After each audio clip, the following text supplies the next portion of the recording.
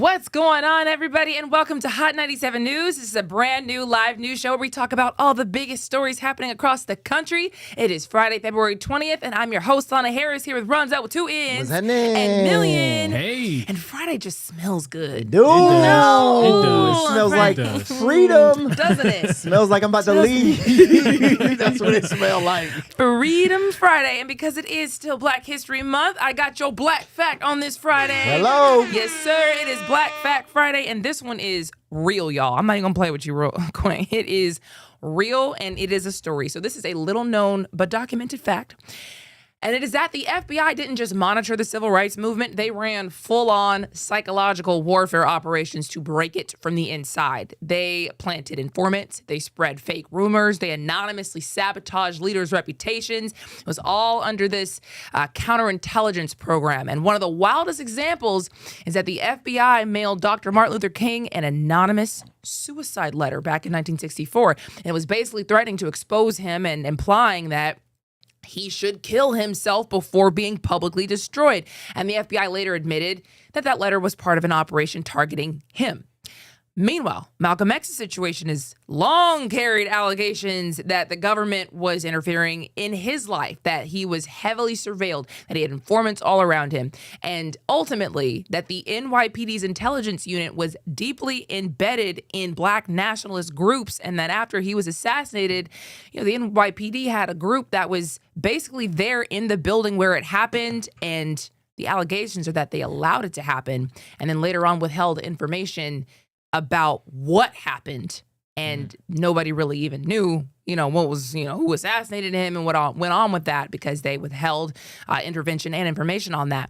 At the same time, the CIA was accused of building files and just tracking international ties of all these Black activists and programs as well, and the Black Panther Party got hit too. They also were accused of spreading just rumors and overall trying to increase the violence and increase the conflict in these groups until they split apart. So if we put it all together, you'd see the story where in the 60s, these groups, all these civil rights groups and these Black national groups were split apart.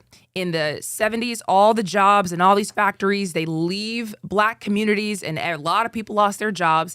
In the 80s, the crack epidemic hit hard, and we went from being socially and politically unified to completely dismantled as a Black community, and we are still dealing with all that today. Yes, we are. That part. Yes, we are. And that's your Black Fact Friday. Hello. Because we're keeping it a buck.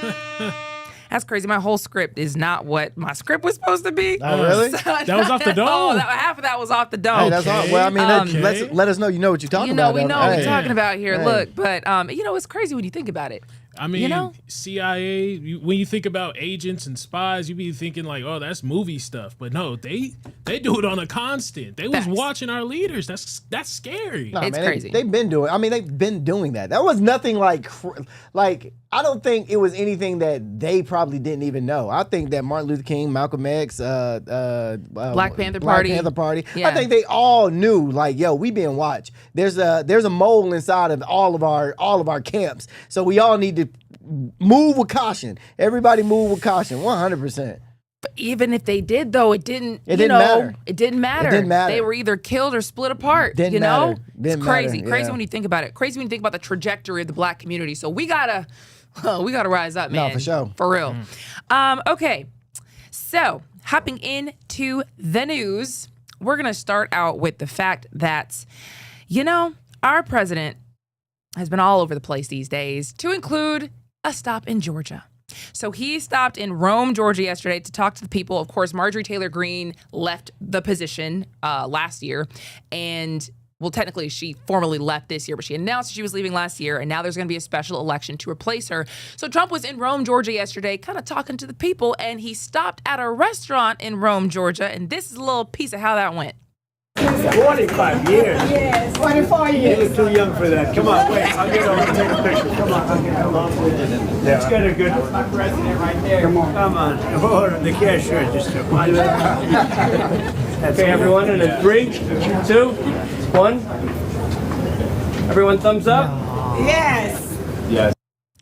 as the White House posted that. He's a charmer. I was about to say. Well, I'm glad you said it because I swear to God, I'm watching these videos of him and he's complimenting almost everybody he meets. Oh, for sure. The man is a charmer. He's charming, man. Here's the thing that I always find very fascinating when Trump goes to visit any type of black establishments or any black thing. Black people have so much bad, negative things to say about Trump, but as soon as Trump steps foot in any type of establishment, all that goes out the door immediately. You never really see a black person that's like, oh man, F Trump or Trump, you just a racist or this, that to his face ever. Really. Yeah. You really don't see that too much when they're in these black establishments. Behind closed doors, it's, man, Trump is terrible. But let's put it like this. I'm not a fan of Trump, but if Trump was walking here right now, I'd probably high five him. I ain't gonna I'm not gonna hold you. I'm not gonna hold you. I probably will give him a high five. Is it that the black people are changing their minds when they're seeing him, or he's just surrounding himself with those black people that do like him? I don't know. It could be both. It could be that they kind of vet who they want to be around him. First. Wait. Do you think? What you think about Trump? Hey, you think before they asked people to come into work that day, they was like, hey, who don't like Trump? Everybody raise their hand. Okay, cool. And they didn't tell him why though. They didn't tell him why. They were just like, yeah, y'all not working tomorrow. Exactly. Maybe. Shoot, because you can't put the man in danger. Yeah, that's what I'm saying. This is the most important person in the world right now. You're going to have to ask those type of questions. I feel you. I didn't even think of that. At the same time, I do think he has this kind of like aura about him. You know what I mean? That just like makes people just, oh, wow, it's Trump. Like, I want a picture. You know what I mean? I hate to say it. He's funny too. He cracks jokes. But he just be cracking. It's like an old funny grandfather type of jokes. It's just like charming, man. He just say whatever he wants. He says whatever he wants. Some of it's just mad disrespectful, but some of it is funny. I'm not gonna lie. You know what I mean? I'm not here to just bash Trump all day. Oh no. The man is funny. Yeah. He just does a lot of things I really do not like. But it is what it is. Okay. After that happened, the street started talking about how there are a lot of banners going up that I don't think I saw coming. I don't think I've seen this in America before, but there's a new banner with Trump's face on it on the DOJ building. It's just installed. This is in part to celebrate 250 years of our great country and our historic work to make America safe again at President Trump's direction. That's kind of scary. That's kind of scary, intimidating. Department of Justice. He just I thought he said it was the Department of War at one point in time. No. That would be the Defense Department. Defense Department. Okay. But yeah, he looks like he's about business in that picture. I can't lie. Yeah, this is the Department of Trump, dog. Everything is Trump. Trump. I've never seen anybody, like when they say people are narcissists, I really don't be understanding what that word really means until I look at Trump for real. You know what I'm saying? Are people that are full of themselves. You think that I used to think I was full of myself. Like, oh man, I love me. Yeah. I love Rondell. Yeah. Rondell is great. No, dog. He's on another level of I love Trump. And that's one thing you can't take away from him. Is he loves himself. And I appreciate anybody that loves themselves as much. I want to love myself as much as Trump loves himself. Because he has to feel some type of way. Just everywhere he walks, I need my face there. I need my face there. Why is there not a picture of me hanging there? My name should definitely be over here. You know what I mean? The Kennedy Center? Yeah. The Trump Kennedy Center, you mean. It's like, dog. I mean, it gets a little weird. I feel like the only person who loves himself as much as Trump loves Trump is Kanye. Kanye loves Kanye as much as Trump loves Trump, and they both just love themselves very much. But this is actually not the first time they've done this. Apparently, it is also on the USDA building. Did you know this? They actually did this last year. Y'all don't even know. They put up a picture of Abraham Lincoln as well, and I feel like they probably just had to make it look a little less weird. Yeah. Because he founded the USDA back in 1862, so, it's like, okay, I guess we'll put him on here, and maybe people won't be that upset about it. But for what? Now, why do you got to be there? Why couldn't it just be Lincoln there, and you on, whatever other one you feel like you're affiliated with? Yeah. And it doesn't stop there. He is also on the Department of Labor building. It's getting a little dictatory. It is. It's a smidge dictatory.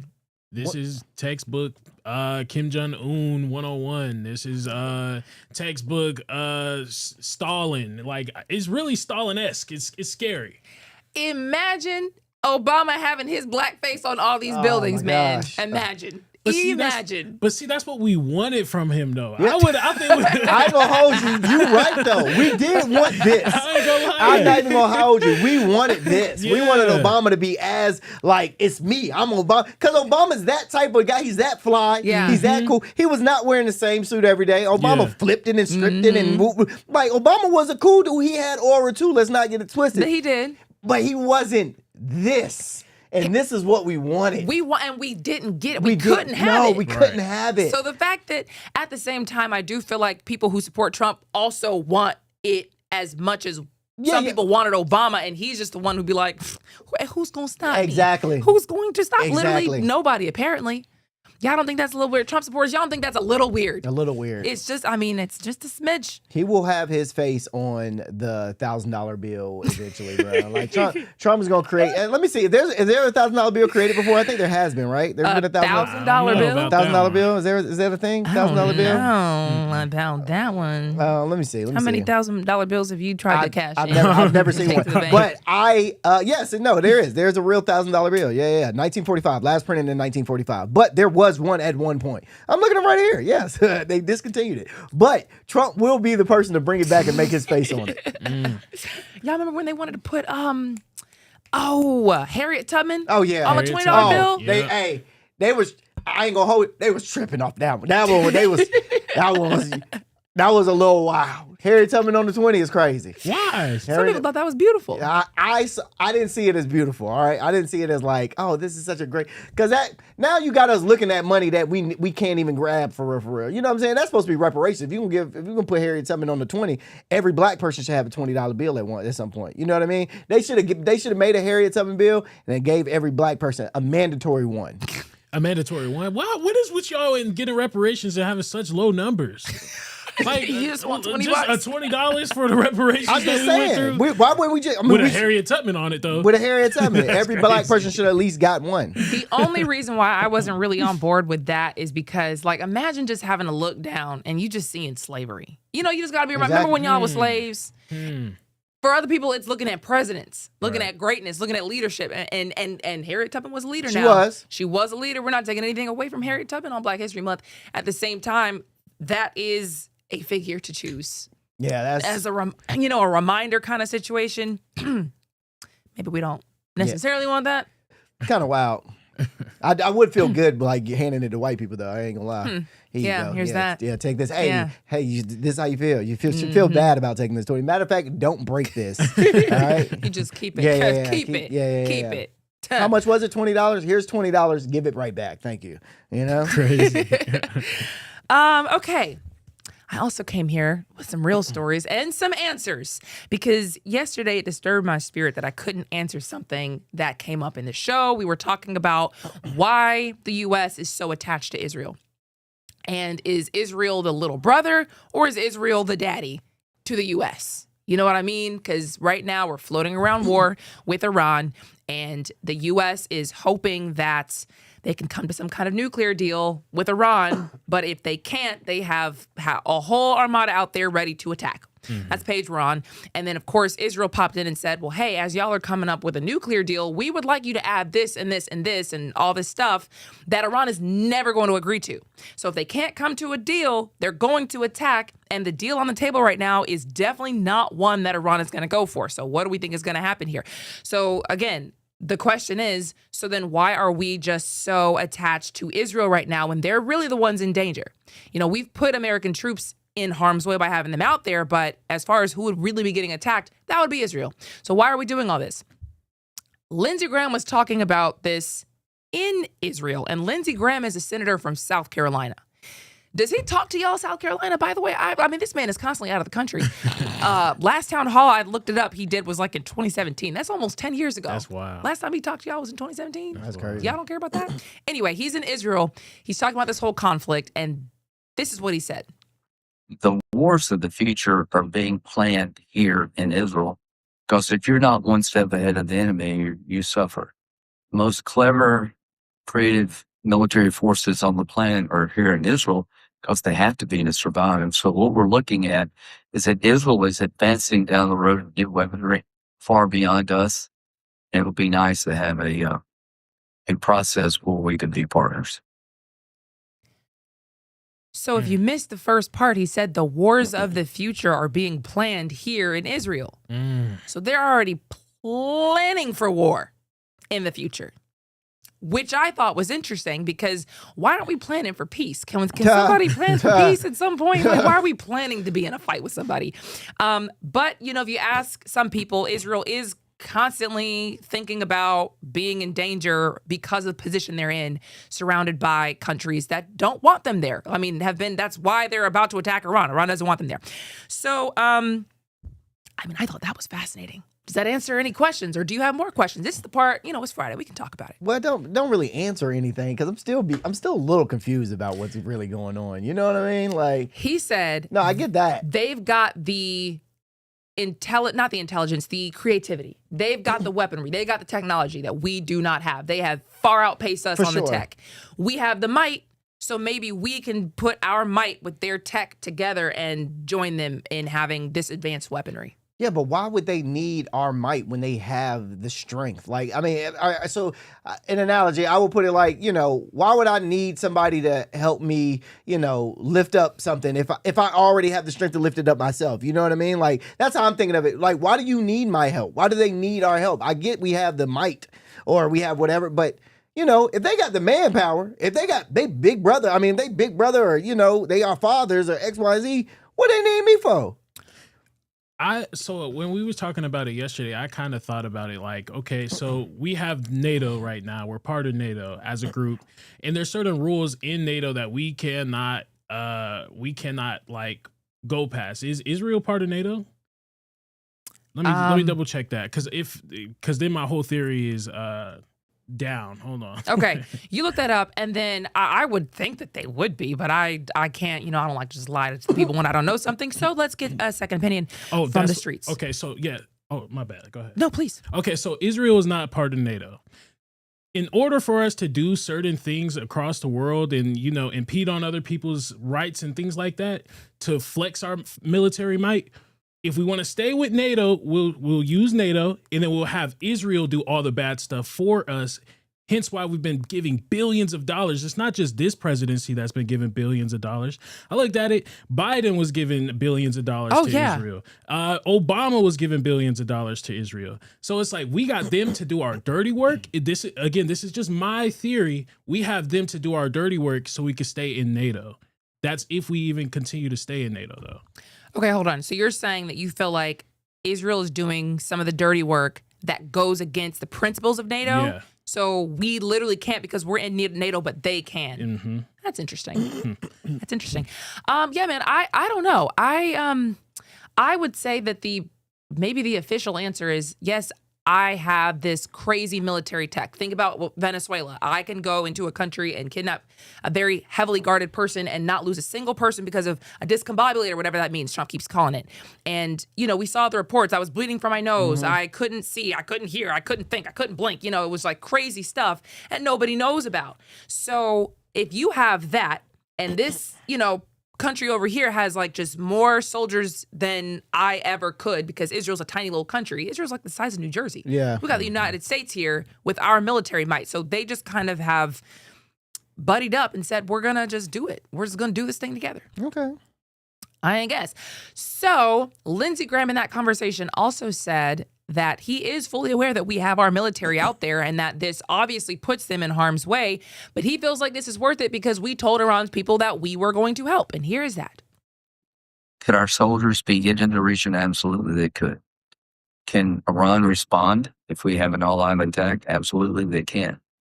I think the risk associated with that is far less than the risk associated with blinking and pulling the plug and not helping the people as you promised. We told them to go back in the street, keep protesting, help us on the way. We have to be good to our word.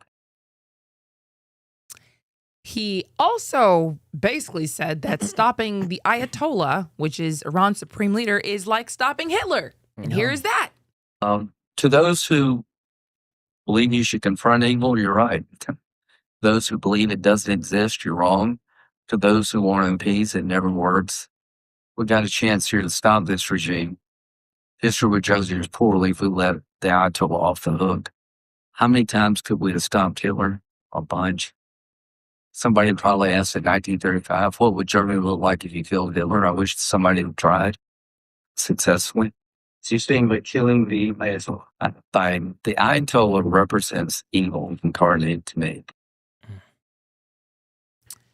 That's strong. That's a Huge.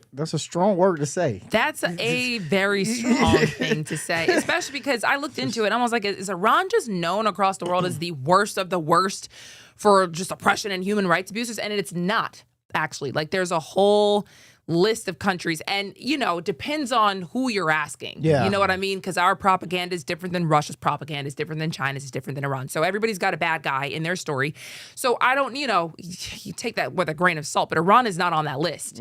There are other countries that are known for just deeper human rights abuses. Iran's not like high on their great list now, but they're not the worst of the worst. In fact, one of the worst countries on that list is actually on the board of peace, Azerbaijan.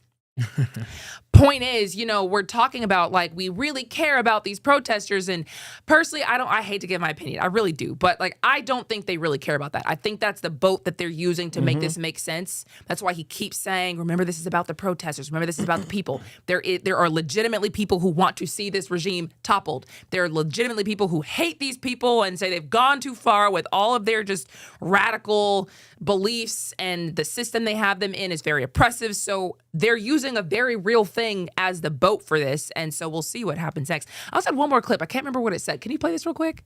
It's probably important. To anybody who believes that the Ayatollah can withstand all of this Yes. and stay in power and not affect the United States, you're wrong.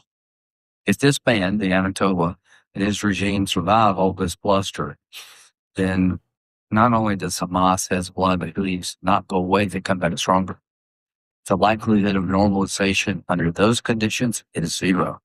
The Arabs will go back in their corner. Trying to get a better deal with Putin in Ukraine goes to zero. You'll see how we said one thing and did another in the Mideast. It will affect us in Russia and Ukraine. It will make it more likely China will take Taiwan. The opposite is true too. If we follow through, if we have to, and we deliver a decisive blow, working with the Iranian people to end this nightmare Iran, then a new dawn breaks. Something that nobody even envisioned 2 years ago becomes more likely than not. Thank you. Okay.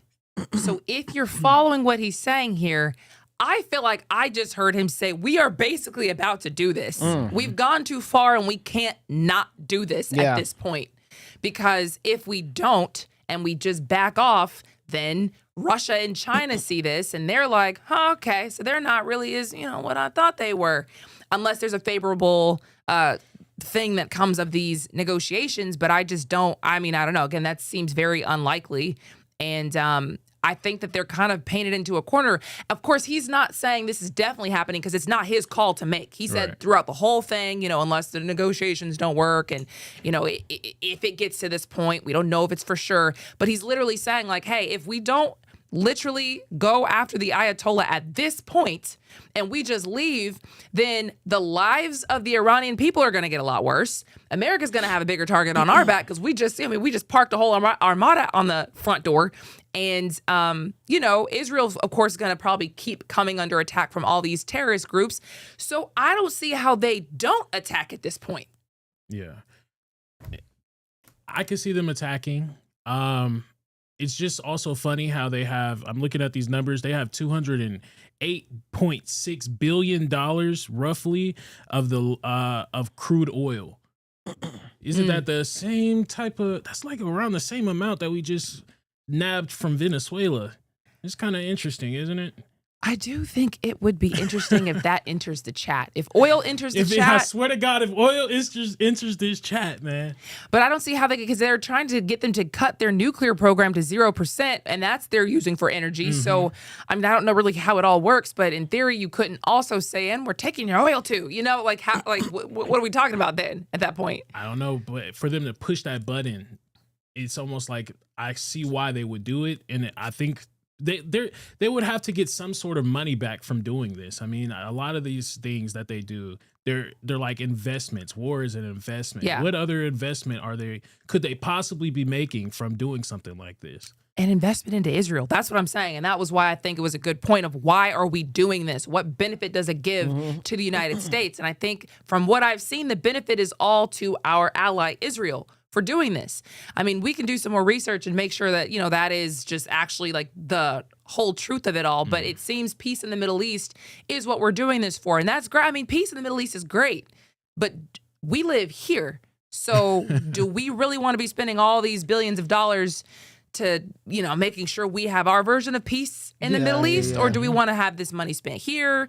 I mean, it depends on who you ask.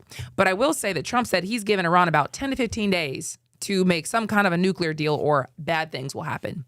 And Israel, of course, is already preparing for an attack. In fact, Israel's preparing for a scenario that Iran just attacks first and just preemptively says, you know what, I can already see where the tides are about to go and I'm attacking you first. So they're preparing for everything. Everything is on the table. They didn't say like why they think that scenario would play out. They just, they're like, yeah, we could see that happening at this point. So nobody knows what's about to happen. I think that's a good idea if Iran attacks first. Wait, listen to me. That's like you, hey man, you hit first and then I hope they fall when you hit them. That's always. If you fight somebody bigger than you, you hit them first and hope that they fall when you hit them. They're not going to fall. We already know that. And we they're know just that. waiting on a bigger excuse to use. Oh, they hit us first. Now we could just detonate the whole lane. For sure. They hit us first. Y'all seen it, right? We seen it. We seen that play 100%. out with Gaza. I'm just saying. It wouldn't be smart, I don't think, on Iran to do that. If they have any sense of self-preservation, they're not going to do that. Please don't. I mean, literally, unless they, no, because that would have to be a very devastating attack. Yeah. For it to be, So we'll see what happens. We got our eye on it. You know what I mean? So we have to go to a very quick break, and we'll be right back after this.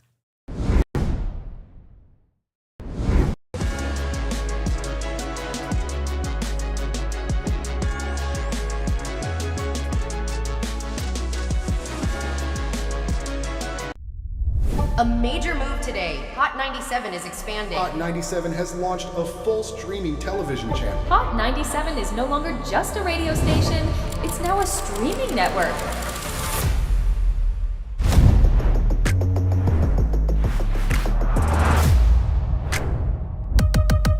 Welcome to Hot 97 News. Let's dive into the news because the news has been newsing.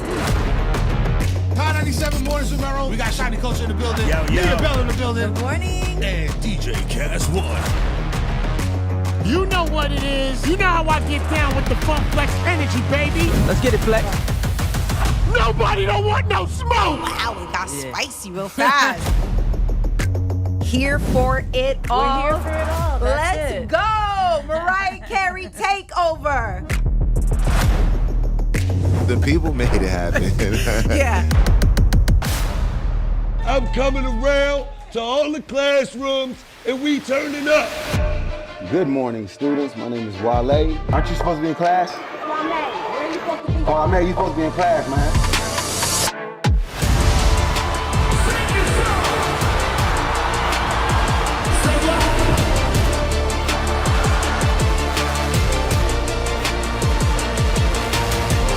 Rihanna has become a true worldwide icon.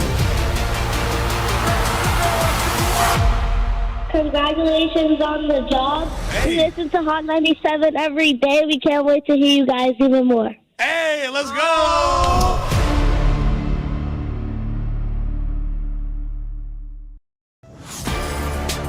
Get ready. The legend is on your screen. Funk Flex, the man who defines hip-hop, is bringing the heat from the radio booth to your TV. Where my camera at? That's my camera? All right. The biggest beats, the hottest freestyles, and that classic Flex energy. Bars are back. Now in your living room. Don't just hear it, watch the movement. Funk Flex, now on Hot 97 TV, Mondays and Fridays at 7:30 p.m.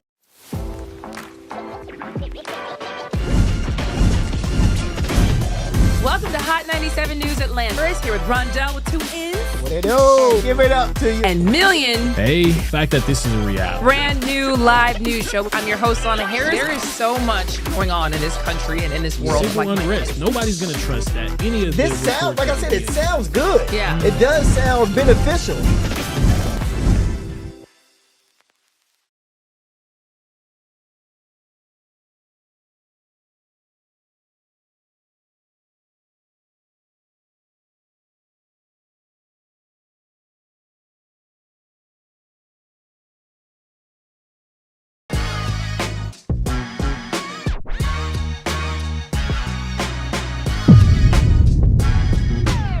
Welcome back, everybody. We got to give you a little update. Just a quick little update into the Nancy Guthrie investigation since we're on top of it.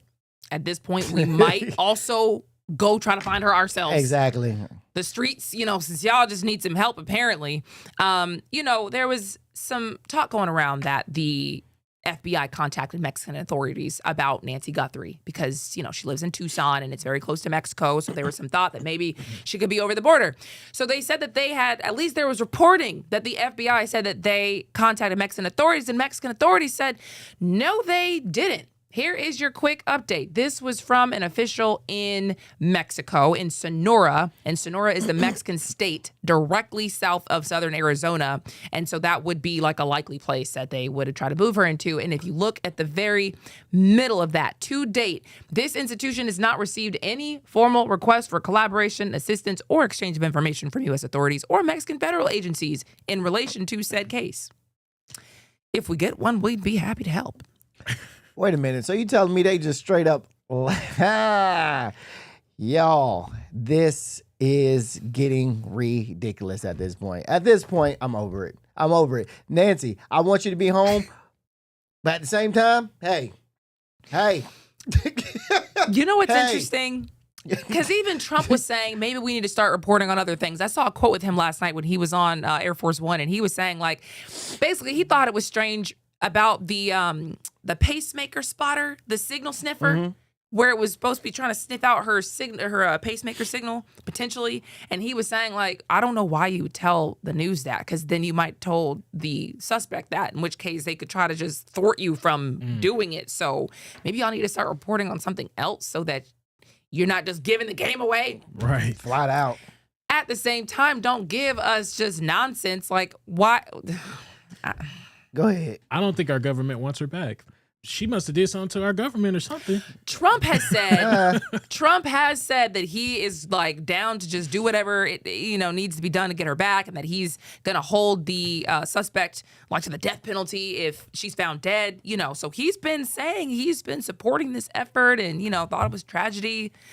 I don't know, man. I know I'd be sick if this was my mom at this point. They don't look for them little black kids as much as they look for Nancy Guthrie, mama like this. It's black kids on that Target poster. I mean, you walk past Walmart and you see all them missing children on them posters, boy. You see all them. I ain't seen not one of y'all go out there looking for them kids, bruh. And y'all looking for Nancy Guthrie like she y'all mama. For real. Y'all don't even know this lady like that. She ain't bake y'all no cookies, no nothing.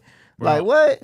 I was looking for stories earlier this morning, and I got a story that a guy was found in Taiwan because he had murdered somebody out in the U.S. They went and tracked him all the way down to Taiwan. He was found in Taiwan. The murderer? The murderer was found in Taiwan, and it was a murder that he did in the U.S. I'm like, how did you track it? You tracked him down, and mind you, guess what race he was? White. Black man. Damn. Black man found in Taiwan, bro. They tracked him to the ends of the world. Well, I mean, it ain't that hard, my boy. It ain't that hard to be in Taiwan. He's not walking amongst his own. You know what I mean? Like, it's like, hey man, this guy's kind of out of place. Look, Trump has called up all those countries. Did you see a little something that looks out of place in your country recently? I did see this black man walking down the street. Black guy just touched down earlier today. He was about 6. He was way taller than everybody else, and I just didn't know why. But to your point, Million, if that does go to show, if they can get him over there, look, how y'all can't get what's going on here with Nancy Guthrie? How? Don't make no sense. The suspect in this case is just dropping evidence. He letting y'all know he out here. Glove over here. Glove over here. I just went and got this from Walmart. Got my little gun holster from Walmart too. Trackable. Y'all ain't check no payment stubs, no video camera from Walmart, no nothing. That's why this case no longer gets attention from me. That's why after today, it no longer gets attention from me. We can talk about it, but as far as like my mental being like invested, I no longer invested because I don't care anymore. I'm letting you know that I don't care. It's not that I don't care about Nancy. I just don't care about what's going on. If y'all find him, y'all find him. Him or her. If y'all find him or her that's done it, y'all find him. If y'all find Nancy, you find her. If not, so be it. You know, so be it. I am hoping for the best. We are all hoping for the best. And we hope that she's found. For sure. We hope that she is found. Okay. In the meantime, these internet streets are going crazy after a video of Les Wexner appearing to get threatened by his lawyer in the middle of a hearing about Jeffrey Epstein went viral. So if you haven't seen this, this is the clip.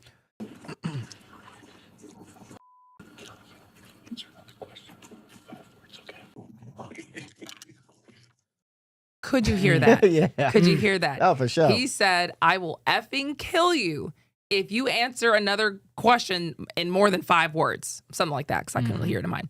Okay, so this looks very bad, obviously. And I'm sure when you guys saw it, what were you thinking? I mean, I initially when I first saw it, I was taken aback, but also kind of. I mean, it was kind of funny to be honest, because this old white man literally getting told this, and then he trying to laugh it off like he didn't just get said these words in his ear. Like, bruh, you gonna die if you don't stop playing with these folks. But I also think too, man, this is how a lot of these people should treat their clients when they in trial. Like, hey, bro, shut up. Why are you talking so much? If you talk one more time, I'm gonna beat you up myself. A lot of these people will probably not be in jail today if they had a lawyer like that to talk to them like that. You know what I'm saying? That's how I feel. Okay, so you're thinking it's not necessarily a no. No, I definitely think it's that. You got 5 words per question. It's definitely thinking he whistleblowing a little too loud. He talking a little too loud. It's like, hey, bro, I ain't tell you to say none of this. Okay. I said answer them questions with yes and no. Yes and no. No, sir. Yes, sir. And you doing your own, you going off script, bro. That's not what we talked about back there. You going off script. So yeah, I think it was definitely he was talking too much. But I also think that there needs to be people to talk to their clients like this more often. Just to keep you from saying anything incriminating, just in case. I hear that. So if you don't know, Les Wexner is the billionaire ex-CEO of Victoria's Secret and a bunch of other major businesses. And he gave Jeffrey Epstein power of attorney and broad control over his finances, a.k.a. Epstein would have been allowed to sign documents, move money, and make deals as if he were Les Wexner, and Les Wexner is a gabajillionaire. So Wexner claims that Epstein was just a con artist who scammed him and just stole a lot of his money. Other people are not convinced about that and feel like he clearly must have known something if he gave that man power of attorney. You trusted this man over literally everything that you have. Mm-hmm. So Congress wanted to know what all he knew about Epstein and subpoenaed him. And, I am the first one to throw anybody guilty under the bus here. Y'all know, I'm in on this train. Throw everybody under the jail train. But I actually don't think this is what it looked like at all. I was actually looking at this clip. First of all, I thought it was AI. And then I thought, okay, I wonder why he said this. I wonder what the context of this was. So I went to go find the whole meeting. It's a House oversight meeting. It's online. So here are a couple. Actually, let me just tell you. He was giving the longest answers, full of details that literally nobody cares about. And his lawyer actually tried to tell him multiple times, stop yammering on about stuff that's just nonsense. And so I'm not trying to come up with an excuse for why he said this. I'm just going to show y'all the longer portion of a few moments that led up to his lawyer saying that. And that's how it happens. So I think I'm giving you a long answer, but to understand in context, because if I just say yes or no, you won't understand it. I never would have guessed I was being conned. Never, ever. The deceit was so subtle. Yes, I know. Answer the question. Yeah. Okay. I'm sure we all appreciate the stories. We're just trying to answer the questions they actually wanted the answers. Okay. That's very helpful. Thank you. I hope it is. It was just regularly done.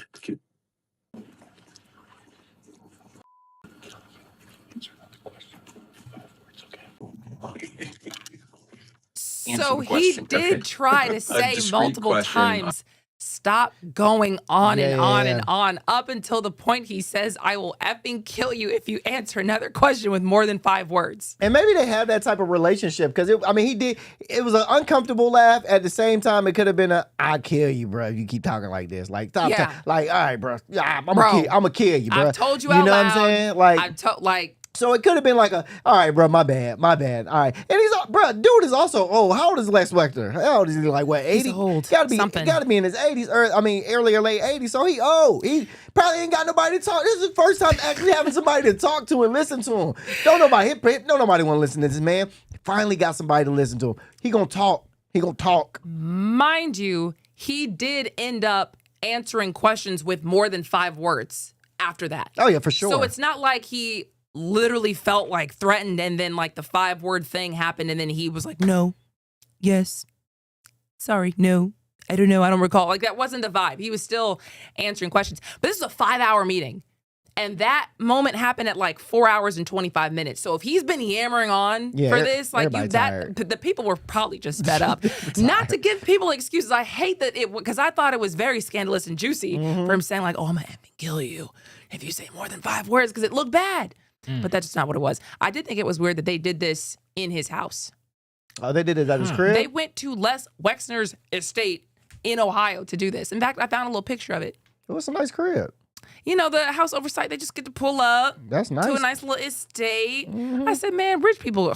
So that's just like the lake house or something. Rich I don't people look that big. Nah, He's got multiple properties. Yeah, Yeah, I'm sure he got That's properties all around. Yeah. That's his estate. You know, rich people don't call their houses houses. They call them estates. Yeah, an estate. You know, I got an estate. I got an estate myself. Yeah. It's a townhouse. I have a home. I have a home. Oh, do you? I have a home. Yeah, it sounds like you have an estate. Yeah, I don't have an estate yet. You got a little yard? Not just a yard, but that's an estate. Yeah, we got trees. This man got a roundabout in his driveway. Come on now. What? So. Yeah, man. Now, I'm with you on that. He was just trying to get him to be quiet a little bit.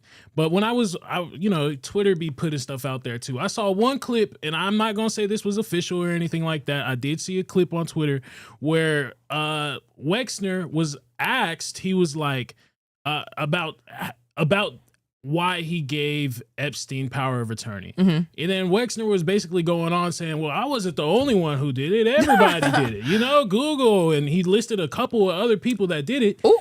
And then he was like, yeah, so everybody almost trusted this guy. And then, of course, they made the cut on X, on the video. They made the cut, and then they went to the fast forward. If you say another word, you'll kill him. But it's still like, if he was saying too much, like, that could incriminate other people. For sure. I see. They cut that together because I watched the whole thing, like what led up to that moment, and he was talking about like having a housekeeper and keeping track of the forks and just stuff where I was like, girl, what are you talking about?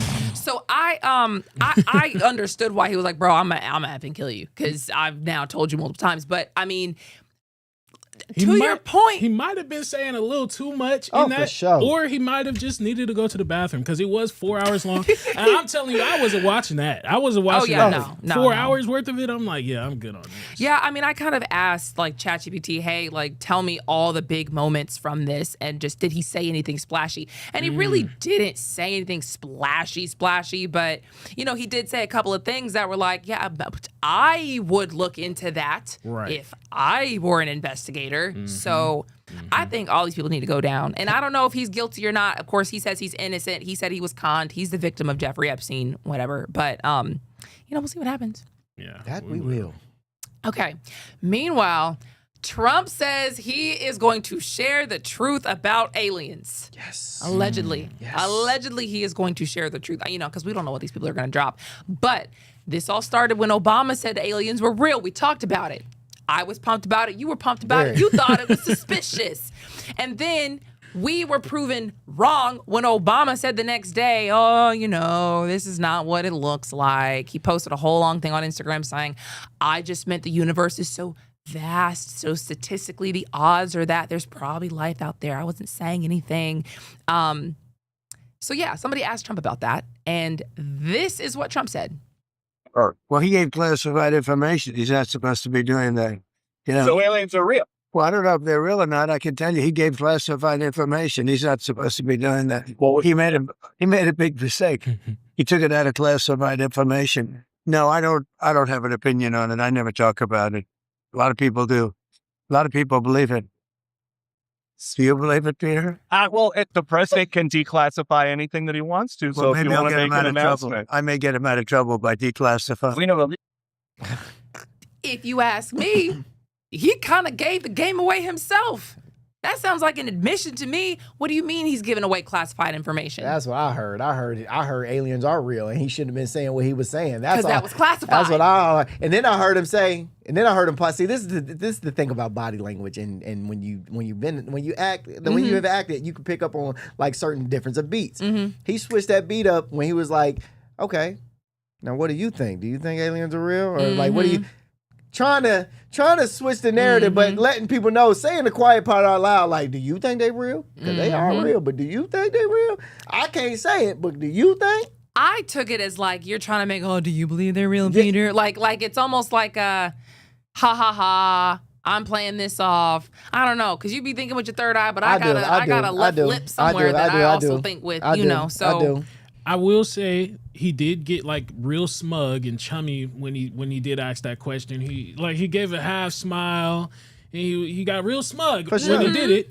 But I mean, how I read it was like, y'all think that there's aliens to be worrying about. That's not even it. Right, so funny, ha funny. That's how I took it. I see how you took it. Yeah, I see it because I wasn't even thinking at it from an actor's perspective. You got to switch he switched the beat up, and I'm like, oh, okay, yeah, well, okay, all right. I just, I didn't do that. Okay, I didn't do that at all. Why you trying to over exaggerate my stuff, bro? But after all of that. And again, I thought, man, if Obama didn't tell me, you just told me. You just told me. Flat out. He went on Truth Social and said he's going to tell the people the truth. Based on the tremendous interest shown, I will be directing the Secretary of War and other relevant departments and agencies to begin the process of identifying and releasing government files related to alien and extraterrestrial life, unidentified aerial phenomena, and unidentified flying objects, basically the same thing, by the way, and any and all other information connected to these highly complex but extremely interesting and important matters. God bless America. What does he mean by based on tremendous interest? Bro, we've been interested for years. This ain't nothing new, dog.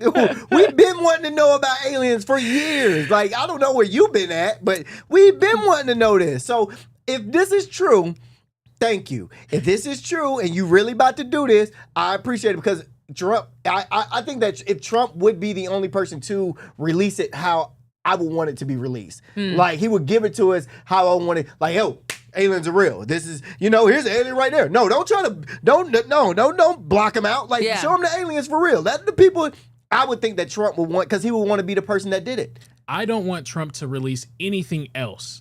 He promised that he was going to release the Epstein files, which he did, but he didn't know he was in the Epstein files himself, or otherwise, why would you release it? True. If he releases the alien files, that's what I'm going to call them, the alien files, he might be an alien at this point. Because he don't know. We ain't doing We that. don't know. How you going to release the Epstein files is tell people you're going to release the Epstein files knowing you're in it, and then you're going to release the UFO files knowing that you're in it. Because of that reason. He's in the Epstein files. So he wants to let everybody know. No, you want to get the UFO files out of there. You want to get them out and be like, hey, y'all see these aliens? Now y'all forget about the Epstein files. That's what it is, though. Trump feels like he's been exonerated by the release of the Epstein files. He feels like his name has not been besmirched. We got to move on, but I will say, as far as the Epstein files go, I think that he released it thinking that it was going to, it's all redacted. I'm not going to jail. I think the Epstein files lost a lot of weight when the Americans said, we don't see anything. And other countries are now saying, actually, we just arrested somebody. Or, actually, we just arrested somebody. Actually, we just arrested somebody. So now that Americans are saying, oh, yeah, there's nothing in here, I'm exonerated. Like, I don't believe you anymore. Yeah. They've just said that they're not going to look because other countries are figuring it out in a couple of weeks. So, aliens, let's effing go. Yes, I'm excited. I'm excited. We'll see what happens because they be playing with us too. LaMelo Ball was involved in a crash in downtown Charlotte. Yeah, man. Wasn't injured, but no, he wasn't. No, Yeah. he wasn't. Yeah. First of all, LaMelo Ball's always been a hothead. Not a hothead, but he's just been a wild child. Yeah. He's just been a wild child. So LaMelo Ball's custom camouflage Hummer lost a tire in a downtown Charlotte crash, but the Hornet star walked away with no injuries. The Hornet had practice earlier that day, and shortly before 5 p.m., Ball's custom-made camo-colored Hummer collided with another vehicle at an intersection in downtown Charlotte. Big collision. Whole left side of his car gone.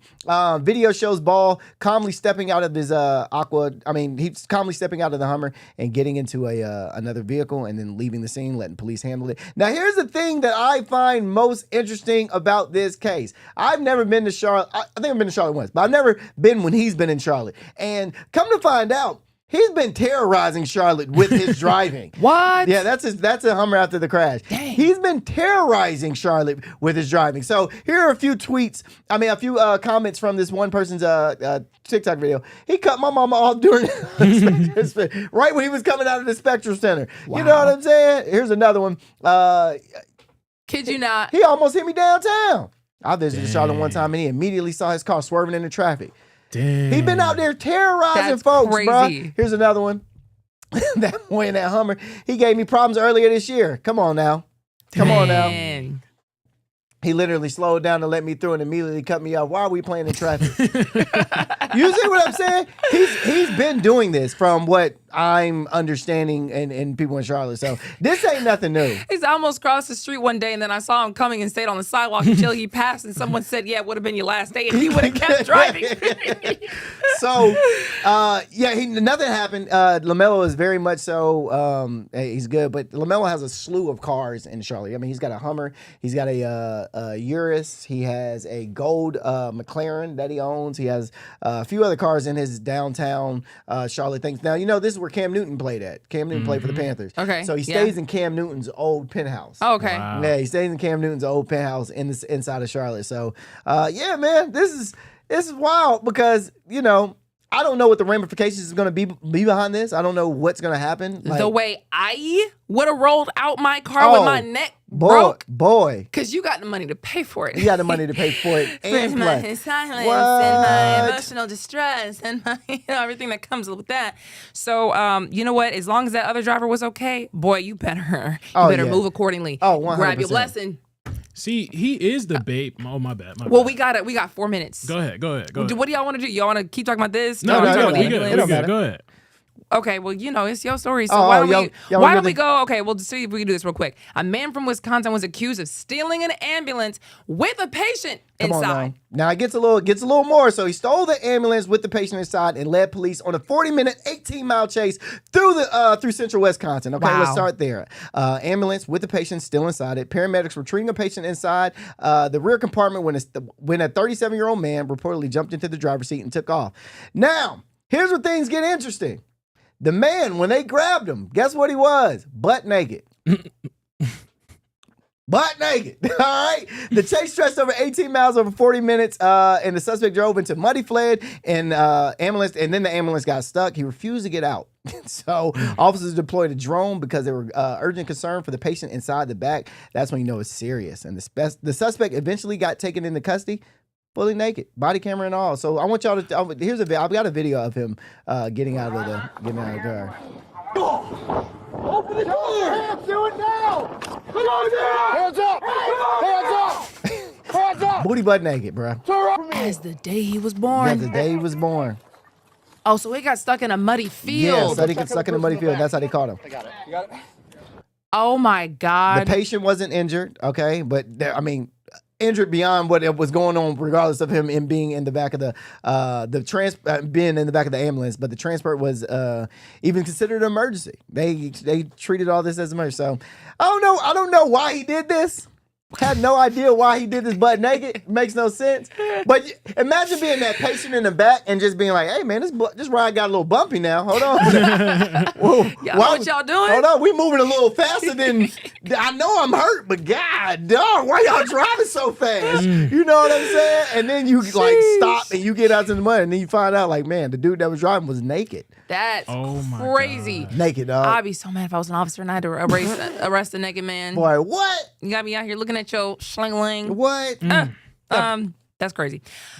In other news, did y'all see that dog owner just abandoned the dang dog right there at the airport. Yeah, man. Some people do not deserve dogs at all. So take a look at this video real quick. This girl, she was in Vegas, and she went up to the counter to change her ticket, and they said, "Hey, you can't get on this flight because your dog is not a service dog. You don't have the papers for your dog to be a service dog." She said, "Okay, well, I'm just gonna leave it here then." Huh? Yeah, that's cool. I'm just gonna leave it here. Left the dog at the ticket gate and went to the departure gate. Look at that. Dog just chilling. Dog just chilling. Now look how cute. Look how cute the dog is. Hold on one second. That's an expensive dog. That's now. an expensive dog. That yeah, was like yeah. one of those like poodle mixes. It is a poodle mix. It's a golden doodle. It's a golden doodles are so expensive and they're so cute. It is a golden doodle. Now, she allegedly claimed that the dog had a tracking device, implying it would somehow find its way back to her. Hey, Miss Lady, that's not how tracking devices work. I know where he is. I'll come get him when I get back. That's not how it worked. Shorty was going to get on the plane, come back to where she flew into and be like, "Hey, where my dog at?" Did anybody see? Hey, I left a dog here. Did y'all happen to keep it? Did anybody keep it alive? Did anybody feed him? Yeah, did anybody? So they ended up, the airport ended up adopting the dog and nicknamed it JetBlue. They didn't want to give the dog back. So no, you got to get this dog up. you can't keep. They done stole this lady's dog. Clearly, you didn't want him. Peter ain't gonna let you keep that dog. Bro. Oh my gosh! So what was she arrested for? Like dog abuse? No, she didn't get arrested. No. Oh. No. She didn't get arrested? No. They just no. You can't get her. Oh, it is. Oh, she was arrested. My bad. She definitely was. Oh, yes, the dog was placed on a mandatory 10-day hold after the owner did not return. So, what was she supposed to do though? What do you mean? What was she supposed to do? You're supposed to call somebody to come pick up the dog. What do you mean? I don't know, bro. Maybe that's why I don't have pets. But it's just like, bro. Was they expecting me to pay for the dog to get on the plane? You can't. The dog can't get on the plane unless it's a service dog. So then I would have had to reschedule my flight. You have to put the dog under the plane. Go get a little crate. I ain't gonna lie. I understand, Shawty. You're wild. To leave the dog at the counter. I understand, Shawty. I'm sorry, You're bro. wild. That's $100, bro. That's like another what? $300 that you gonna be having to spend? Hey, Peter, just to let you know, I wouldn't have left that dog. Me Okay, either, Peter. If you're looking for a sponsor, hey, I love animals. It's a dog. It's a dog. See? It's a dog. Adorable. Yeah, It's not a kid. It's not a kid, y'all. It's a dog. It's an animal. People care more about dogs than people. You're gonna have white people mad about America about you, boy. But better watch out. Okay, well, we do have to go to a quick break, but we have so many more Atlanta stories coming at you after this.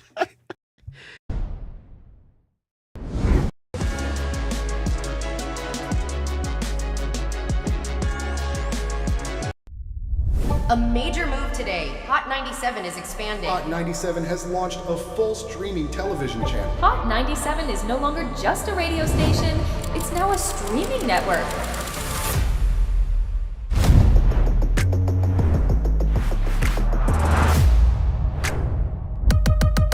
Welcome to Hot 97 News. Let's dive into the news because the news has been newsing. Hot 97 Mornings with Mero. We got Shiny Culture in the building. Leah Bell in the building. Good morning. And DJ Cass One.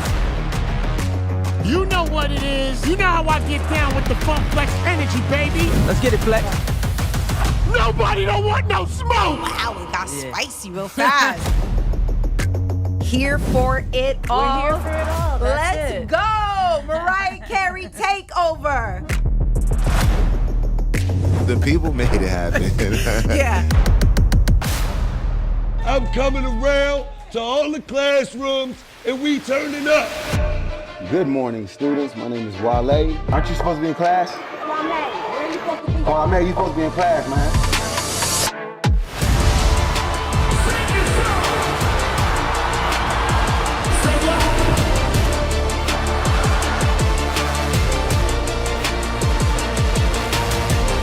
Rihanna has become a true worldwide icon. Congratulations on the job. We listen to Hot 97 every day. We can't wait to hear you guys even more. Hey, let's go.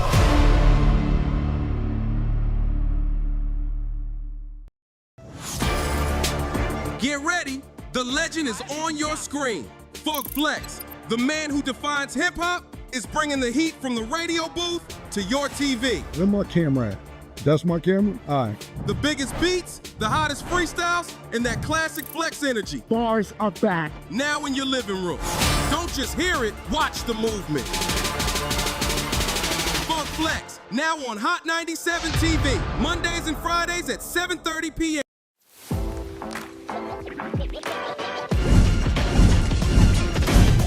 Welcome to Hot 97 News Atlanta. Chris here with Rondell with 2 N's. What it do? Give it up to you. And Million. Hey, the fact that this is a reality. Brand new live news show. I'm your host, Lana Harris. There is so much going on in this country and in this world. Civil unrest. Nobody's going to trust that. Any of this sounds, like I said, it sounds good. Yeah. It does sound beneficial.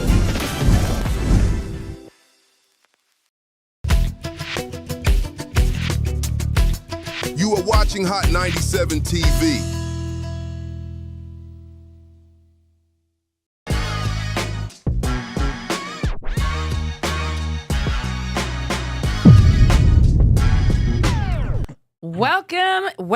Welcome everybody to Hot 97 News. This is a brand new live news show where we talk about all the biggest stories across the city.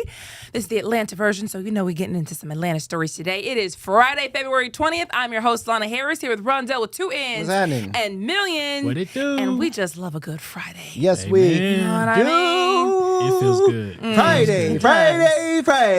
Oh, I said it's Friday. I said it's Friday. I said it's Friday on Hot 97 TV. I said it's Friday on Hot 97 TV. I said it's Friday on Hot 97 TV. I said it's Friday on Hot 97 TV. Hey. Now we got to cut a whole story because we just took the time. Low key. My bad. Just kidding. Oh, that was good. That was. You know, it's feeling like it's Black History Month. Yeah. You know what I mean? Yeah. Look, Real black. so that's why we had to do a little thing for the people. And today I have your Black Fact. So, little known Black fact that some people know, some people really do not, is that the FBI didn't just monitor the civil rights movement. They ran on a full-on psychological warfare operation to break it apart from the inside. They planted informants, they spread false rumors, they anonymously sabotaged leaders' reputations, and this is all done under the FBI's counterintelligence program, which ran for a couple of years, got disbanded later on down the line, I think in the 70s. But for example, the FBI would mail people letters to include Dr. Martin Luther King Jr. They mailed him an anonymous suicide letter in 1964 and basically threatening to expose him and implying that he should kill himself before he was publicly destroyed. The FBI later admitted that letter was part of an operation that was targeting him. Malcolm X was also targeted. His situation, you know, he was heavily surveilled. He had informants all up and around his tight, close-knit set of people. And after he was assassinated, people have argued for years that authorities didn't just not prevent that from happening to him. Of course, he was shot, but may have knowingly allowed it to happen because there were informants who were there in the building where it happened, and that information was withheld during the investigation into his death. That came after the Black Panther Party and broke them up. They used fake and anonymous letters as well, meant to spark paranoia and rivalries and just increase the violence and conflict between everybody. So we had all these Black civil rights figures and unity in the 50s and 60s. And then if you know your history, in the 70s, you start seeing a lot of jobs and factories leave the Black community. A lot of people just found themselves without money. And then the crack epidemic hit Black communities in the 80s, and you can see the downward trajectory that we're still trying to claw our way out of right now. We have not gained our unity back, and that's what I feel like we need to do on this Black History Month. Amen. And that's your Black Fact on this Black Fact Friday. Black Fact Friday. Would y'all have become Black Panther? I don't know. Back in the day, would y'all? I don't know. I also probably wouldn't say that on camera, knowing that the CIA is probably listening. You know, I mean, it's I'm not just like saying, a. you just saw how they just tore down that community. It obviously held some sort of power or threat to America for them to want to tear it down. Yeah, I didn't Well, ask. at the time. Yeah, I didn't say, hey, we about At to go the join time? Black Panther tomorrow. I just asked, would you join it back then? Oh, back then? Yeah. I thought you meant today. No. Oh, because you know that bro is out there in Philadelphia right there's now. still Black Panther. It's not a guys. secret, though. Yeah, It's, yeah. Black Panther is still around. I hear it. Yeah. Would I do it back then? Yeah. Probably. I Yeah. mean, it was there helping the community out for sure. Were they? We ain't go down that rabbit. Oh That's my a whole. God. That's a Here we whole nother. go. That's a whole nother rabbit hole. You're not ready for though, big dog. That's something you're not ready for. That's a discussion right there. Look, last time we got into a discussion, we blew the whole show. Yeah, we're not gonna do it. We're not gonna do it. But it is interesting, you know what I mean? And we just want the best for the Black community. We just want us to be, unified, all that kind of stuff. So it is something to think about. Yeah. That some of this stuff that tore us apart happened on purpose, and we gotta dig it back out. Hopping into the news. Trump was in Rome, Georgia yesterday. He flew into Richard B. Russell Airport, not Hartsfield, Jackson. We were talking about that. So he was a little closer, which makes a lot more sense because he wasn't about to drive down in no hour and 15 minutes to Rome. But yeah, tell me why they brought him to the varsity. You have to pay tax and overtime. Thank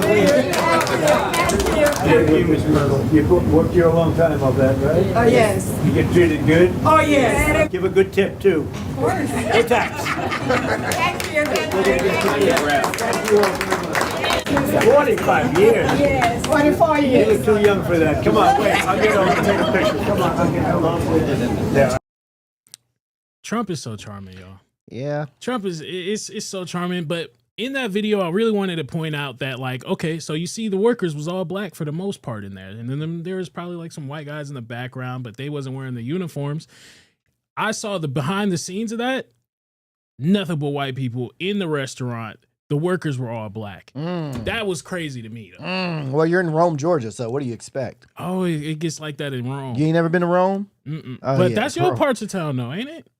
College-wise? No, Athens. That's Athens. Two totally different areas. Way totally different areas, bro. Yeah, Athens is not fully white at all. It's a lot of white kids go to the UGA, but I mean, that's a predominantly mixed school. It's PWI, but it's a lot of mix. It's mixed. Gotcha. It's a fully mixed, yeah. Got you.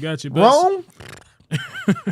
So, yeah, he made that stop at the varsity, and he was there supposedly to talk about economics and how he could help the economy out. Why is he in the restaurant talking about the ballots that were stolen from Fulton County? He's going to talk about the 2020 election. He goes, any chance he get, It's been 6 years, Trump. Please. Let it go. Any chance he gets. So he was basically glazing the FBI there, saying how they did such a phenomenal job and all types of stuff. But the main reason why he went there is because he was supposed to be attending a steel company, and he was there to talk about tariffs. So he ended up talking about tariffs and American businesses and how he could just make America great again. You know, his whole shtick. He also was there to support a Republican candidate, Clay Fuller, in a special election that's happening right now, with the seat that recently was left open after Marjorie Taylor Greene had left. Wait a minute. I'm sorry. I'm now looking at this picture. Can you go back to the video real quick and then go back to this picture? Tax and overtime. You definitely do see a lot of black people all at the front. Did they just tell them come to the front, black people? Of course. Go back to the picture now, because you did not see, because we showed you a different video earlier today. You did not see all those white people. They done brought all the blacks in the building to the front for this picture on Black History Month. I can't believe y'all. Happy Black History Century, everybody. She said, I've been working here for 40-some years. She probably don't even work there no more. They probably call her up and like, hey, Margaret, we need you to come in the varsity, put on the outfit real quick. Trump coming in town. Crazy. Oh, man. Yeah, so that's interesting. But you know what? Yeah, the man is a charmer. He is. You can call the man a lot of things, but he is a charmer. Okay, moving right along. The World Cup is in a few months, and the local Airbnb is trying to give y'all a way to make a little extra cash. Yeah, so Airbnb is offering people $750 in bonuses to Atlanta area, people that own homes in the Atlanta area. Now, there's certain different zip codes that they're giving it out to. That's pretty hard to see. But I remember seeing one of my zip codes there. I see if my house is on here. It's a good amount of zip codes, though. Literally trying to see if mine on there. You would do it, though? What? That's the real question. Because what do you have to do? So basically, if you stay in this area and you put your house up for Airbnb, they're claiming that on top of what the person will be paying for the Airbnb, they'll be giving you a $750 bonus on top of that. Dang. Airbnb projects that some people that do this could make $3,700 during the event, And that's not including the bonus. So somewhere around 4,200. Yeah, count me in. Really? What? Count me I will go to my mama house and stay for the entire. Are you trying to do the math on that? No, I was doing the math, and it's never mind. I Please continue. would stay at my mama house for that time. How long is the World Cup? World Cup is like what? A few days? I think there's 8 days in that's going on In Atlanta. In Atlanta. In Atlanta, right? Yeah. 8 different days that they're hosting. Right, 8 days to make a lot of grands. Yeah. I'm out of here. Yeah. I go right to my mama house and hang out. Boy. I do think it's so messed that they say new hosts who rent out their homes, not all of y'all who already do it. Like they're trying to bring people into the program, which is a great. What I mean? Well, Airbnb has been going downhill regardless. Because I don't know if y'all know, Airbnb are more expensive. The purpose of an Airbnb was to be cheaper than hotels. Talk to 'em. You would go to an Airbnb, it's cheaper than a hotel. You have more freedom, X, Y, and Z. Now Airbnbs have turned into this whole conglomerate to where it's like, I gotta pay for a cleaning fee. I gotta pay for this. I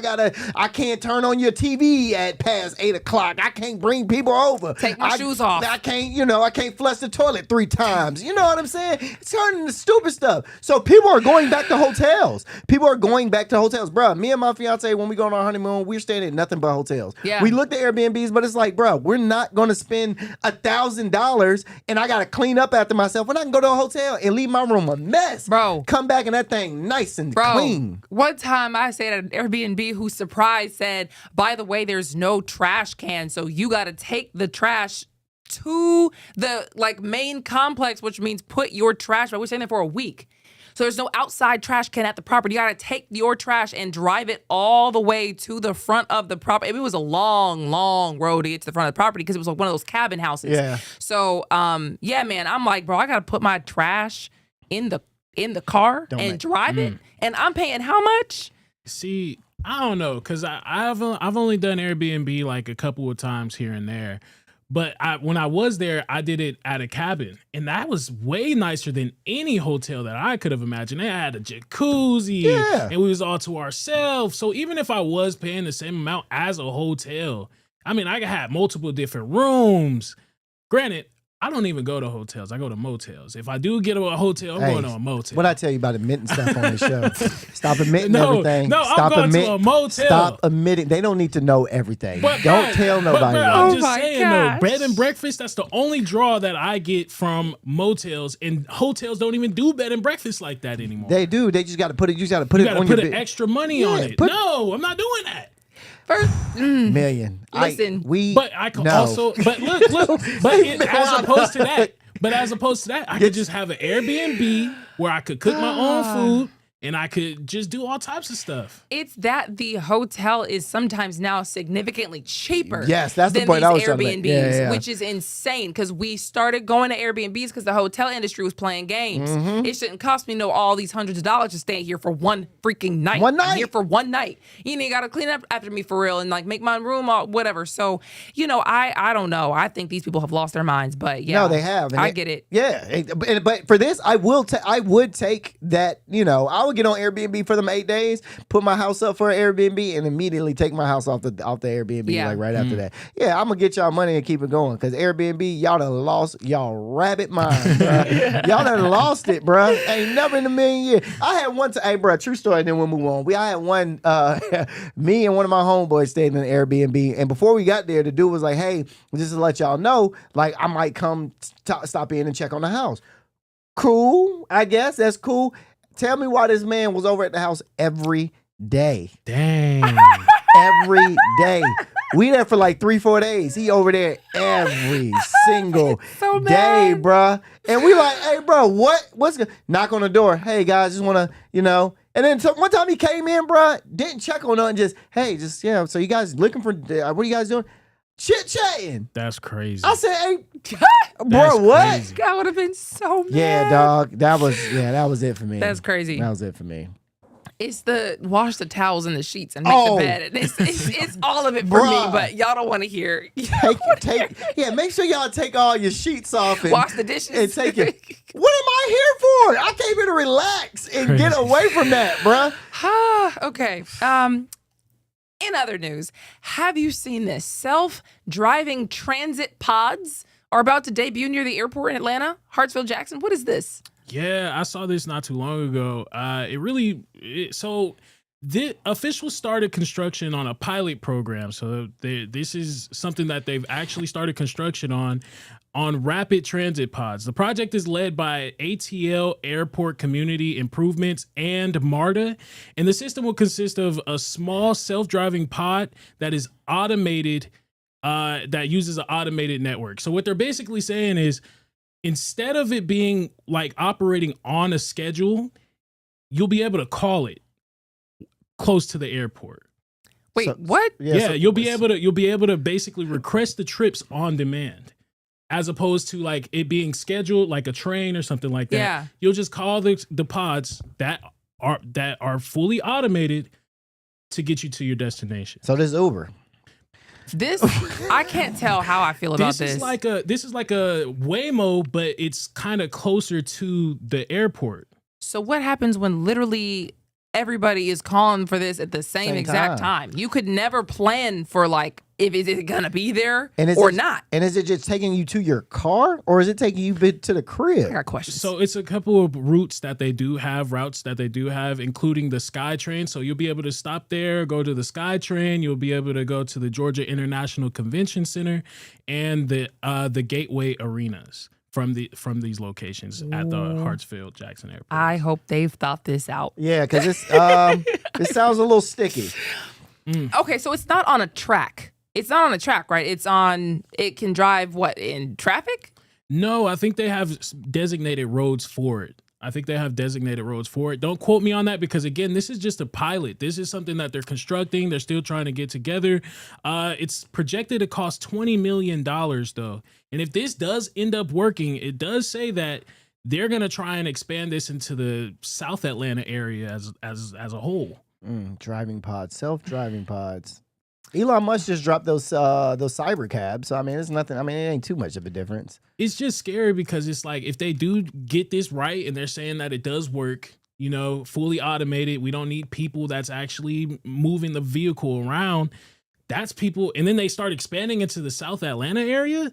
Now you're taking bus driver spots. Like, it's really starting to become an industry that's taking over multiple different industries. Well, they better find, you know what I'm saying? Hey, find a hustle, baby. You know what I mean? Find a hustle, dog. You can't hustle enough for that, though. Like, you can hustle. I done hustled my entire life. You can hustle. Everybody can. It's called drive and determination. Everybody got to hustle. I hear it. You know what I'm saying? Ain't nobody ever gonna look at me. I would never be in a position in my life to be like, oh man, I'm sitting back and this person that took my job, and me not figuring out how to go get some more money. It's just tough. It's just tough because once everybody is hustling and nobody has jobs, again, we're not saying that this is taking anybody's jobs. This is a pilot program that they have.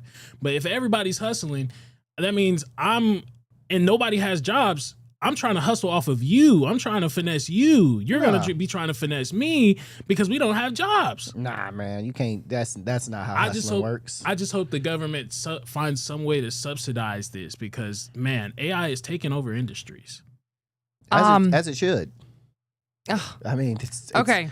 I got some answers here. Okay, so first of all, they are planning to build a sort of a roadway. It's called a guideway. It's a separate built pathway. So not in getting involved into the regular road traffic. They're going to build a path for these things, specifically for these pods. And it is going to be a half a mile long at first. In that initial guideway, it's going to run between the HL SkyTrain station, the Convention Center, and the Gateway Center Arena in College Park.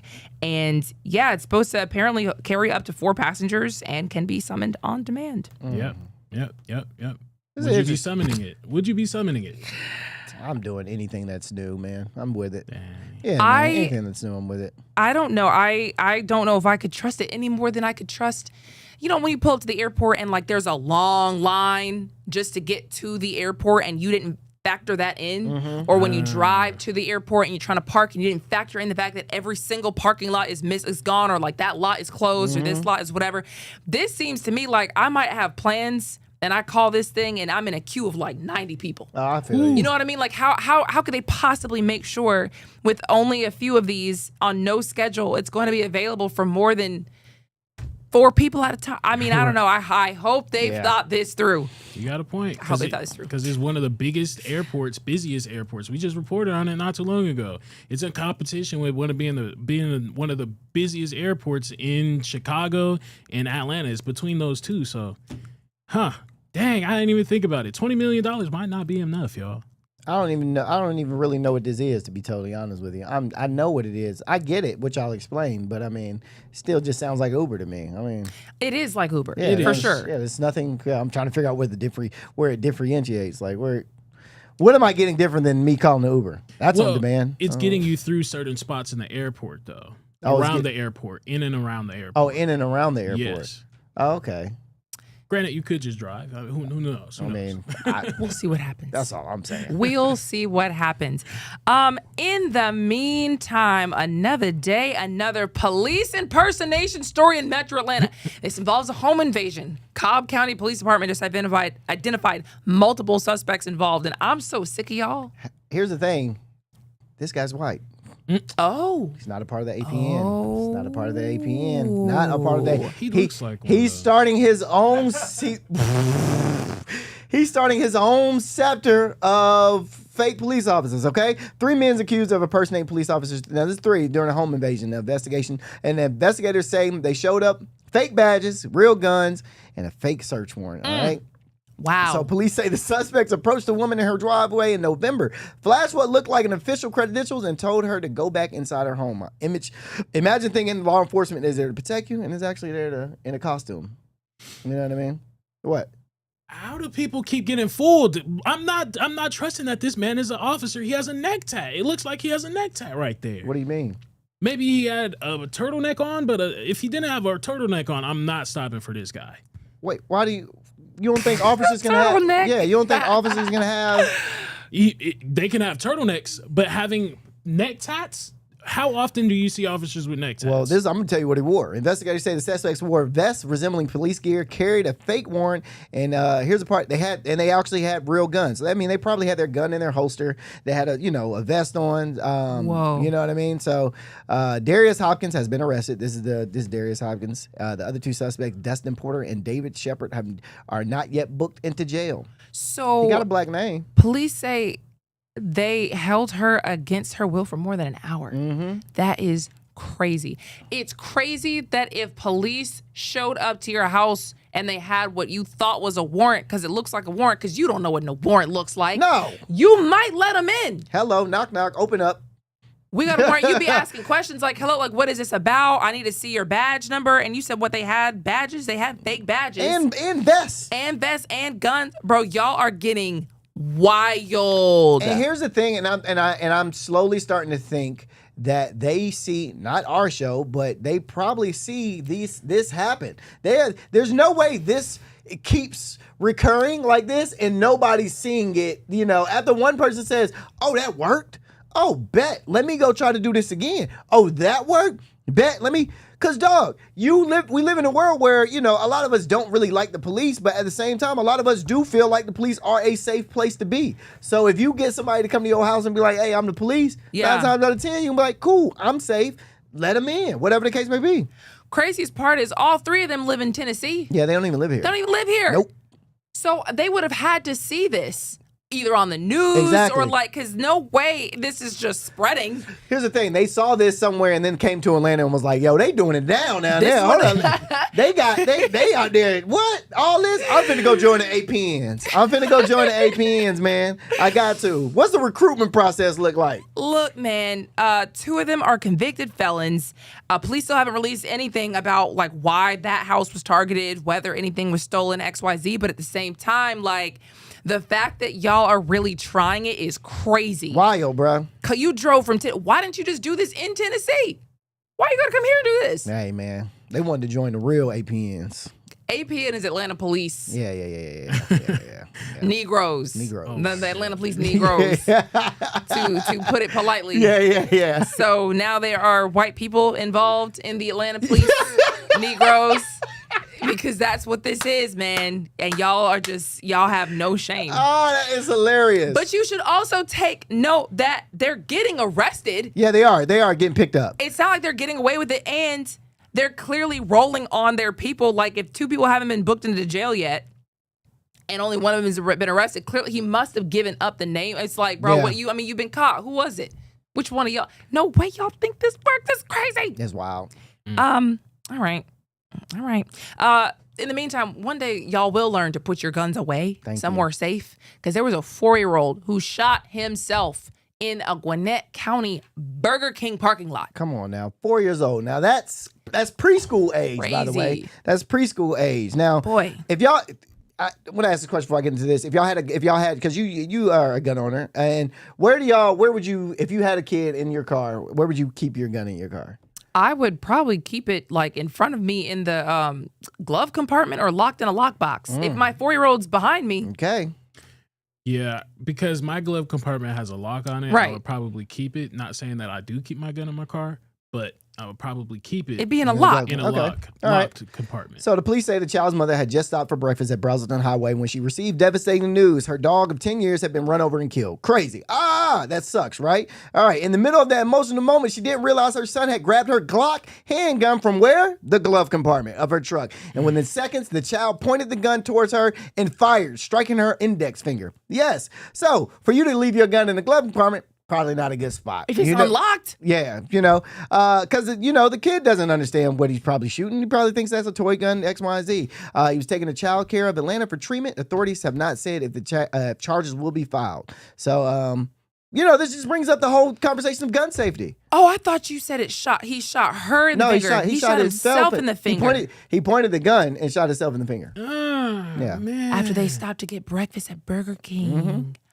Wow. Yeah, man. So this is a longer conversation of gun control and gun. If you're gonna have a gun, you need to know how to securely put it away. So if you have infants or you have young kids around the house, they are not easily. Especially a lot of these older people, they'll hold their guns around and show their kids their guns. And hey, this is Nah, man, never. To the point, because we see you guys in the comments. To your point, wasn't the safety supposed to be on too? It's a Glock. Shouldn't have just been. A lot of Glocks don't have safety. They don't have safety. A lot of them don't. Well, I dang sure not have my 4-year-old because around. you have to in order to actually, they don't have a safety. You're right, but they do have You that have to chamber mechanism it. where you have to pull it. You have to chamber it, but it's probably already one in the chamber. She didn't know that. So why are you keeping? You're never supposed to keep just one in the chamber, though. Well, it depends on who you are. That's irresponsible. That's irresponsible. People need to take courses. Depends on who you are. Depends on who you are. It's crazy. I mean, we do have to go to a quick break. Please be safe with y'all's guns. This happens a lot more than you think in Metro Atlanta, by the way, with kids getting their hands on it and harming themselves on accident. It's not, it's not a joke. So on that note, we'll be right back after this.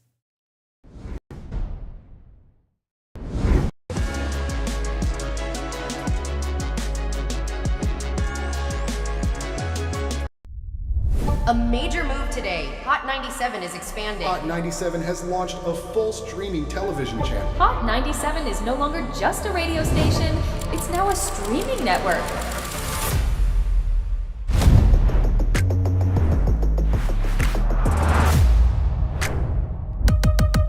Welcome to Hot 97 News. Let's dive into the news because the news has been newsing.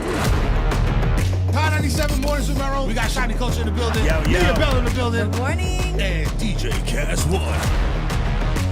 You know what it is. You know how I get down with the Funk Flex energy, baby. Let's get it, Flex.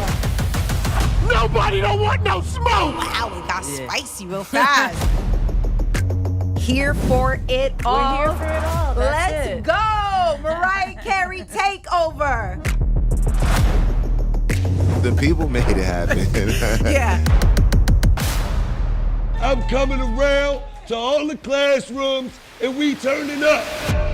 Good morning, students. My name is Wale. Aren't you supposed to be in class? Where are you supposed to be? Oh, man, you supposed to be in class, man.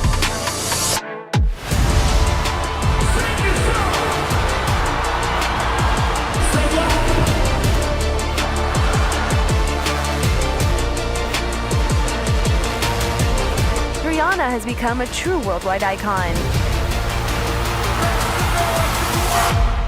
Congratulations on the job. We listen to Hot 97 every day. We can't wait to hear you guys even more. Hey, let's go!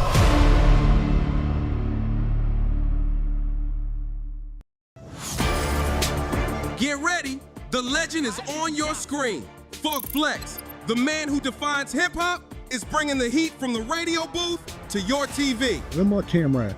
That's my camera? All right. The biggest beats, the hottest freestyles, and that classic Flex energy. Bars are back. Now in your living room. Don't just hear it, watch the movement.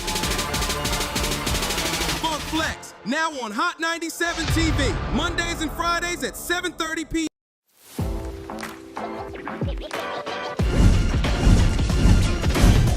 Welcome to Hot 97 News Atlanta. First, here with Rondell with 2 N's. What they do? Give it up to you. And Million. Hey, the fact that this is a reality. Brand new live news show. I'm your host, Lana Harris. There is so much going on in this country and in this world. Civil unrest. Nobody's going to trust that. Any of this sounds, like I said, it sounds good. Yeah. It does sound beneficial.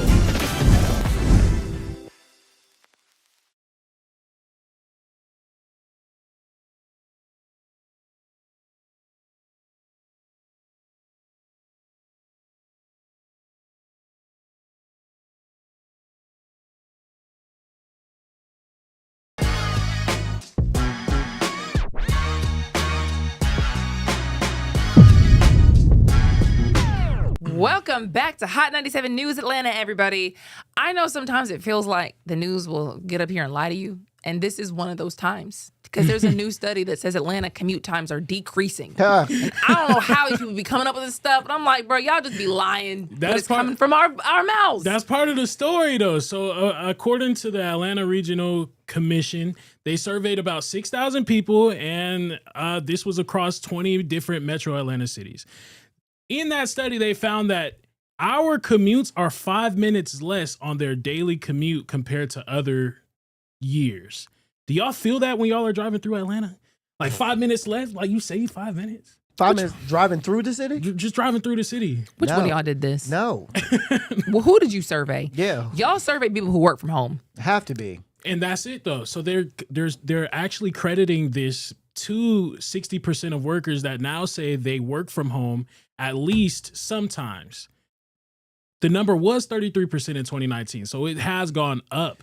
So they're saying because people are working from home now, oh yeah, there's not much traffic. What do y'all think about that? We think that's stupid. That's what we think because how you gonna take a poll from people that don't even leave the house? Right. Don't even make no sense. Y'all might be working from home, but like these buses are still running. Yeah. Y'all still got to drop y'all's kids off. Like you're still in the morning commute in a major way. That really makes me mad. Because sometimes, you know, when you plan out your morning and you know, okay, my commute should take about 24 minutes and 36 seconds. You know, I'm dying. I know how long it takes. Sure. And sometimes it's like, oh, I'm here and it takes me 48 minutes. Mm-hmm. Why does it take me 48 minutes? No crash.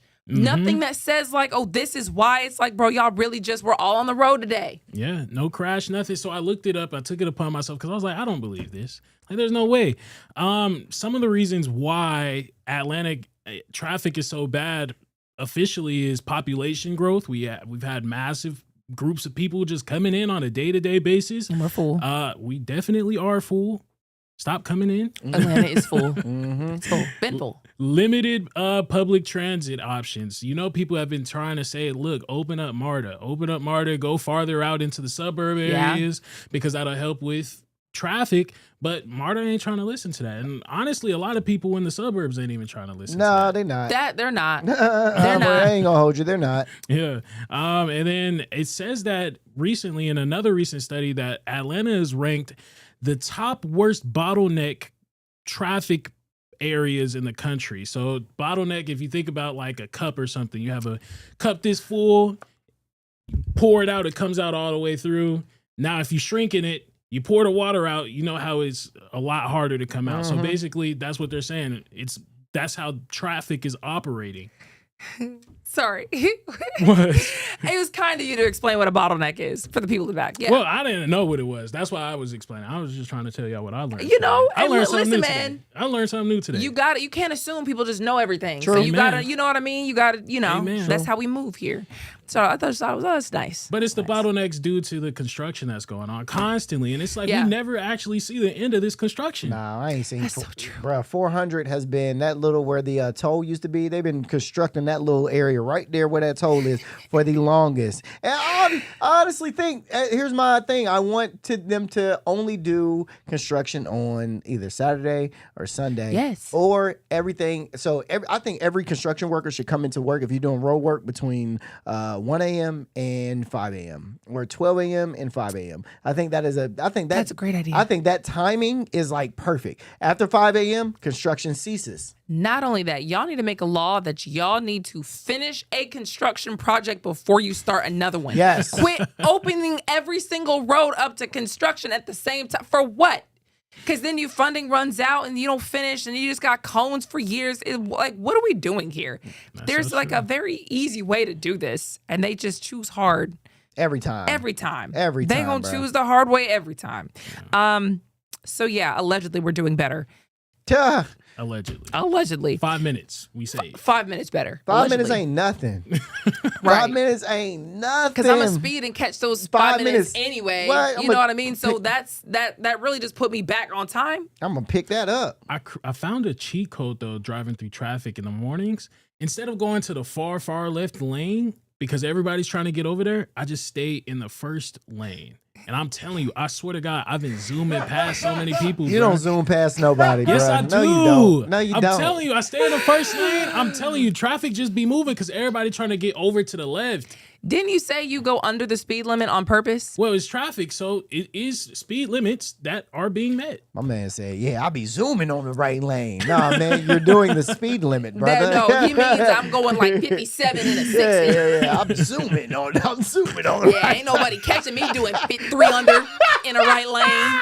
Okay. Ain't nobody trying to go 57 and a 60. Okay, I just hope y'all continue to drive safe. Yeah, no, you too, brother. You too. No, we want you to drive safe as well, but you know, you got to drive your comfortability. Yeah, you know what I yeah, mean? yeah. So, you know what lane you need to be in. It's the people who want to be slow and drive in the left lane that we have problems with. Yeah, you know what I yeah. mean? You should know what lane you belong in. Exactly. That's fair.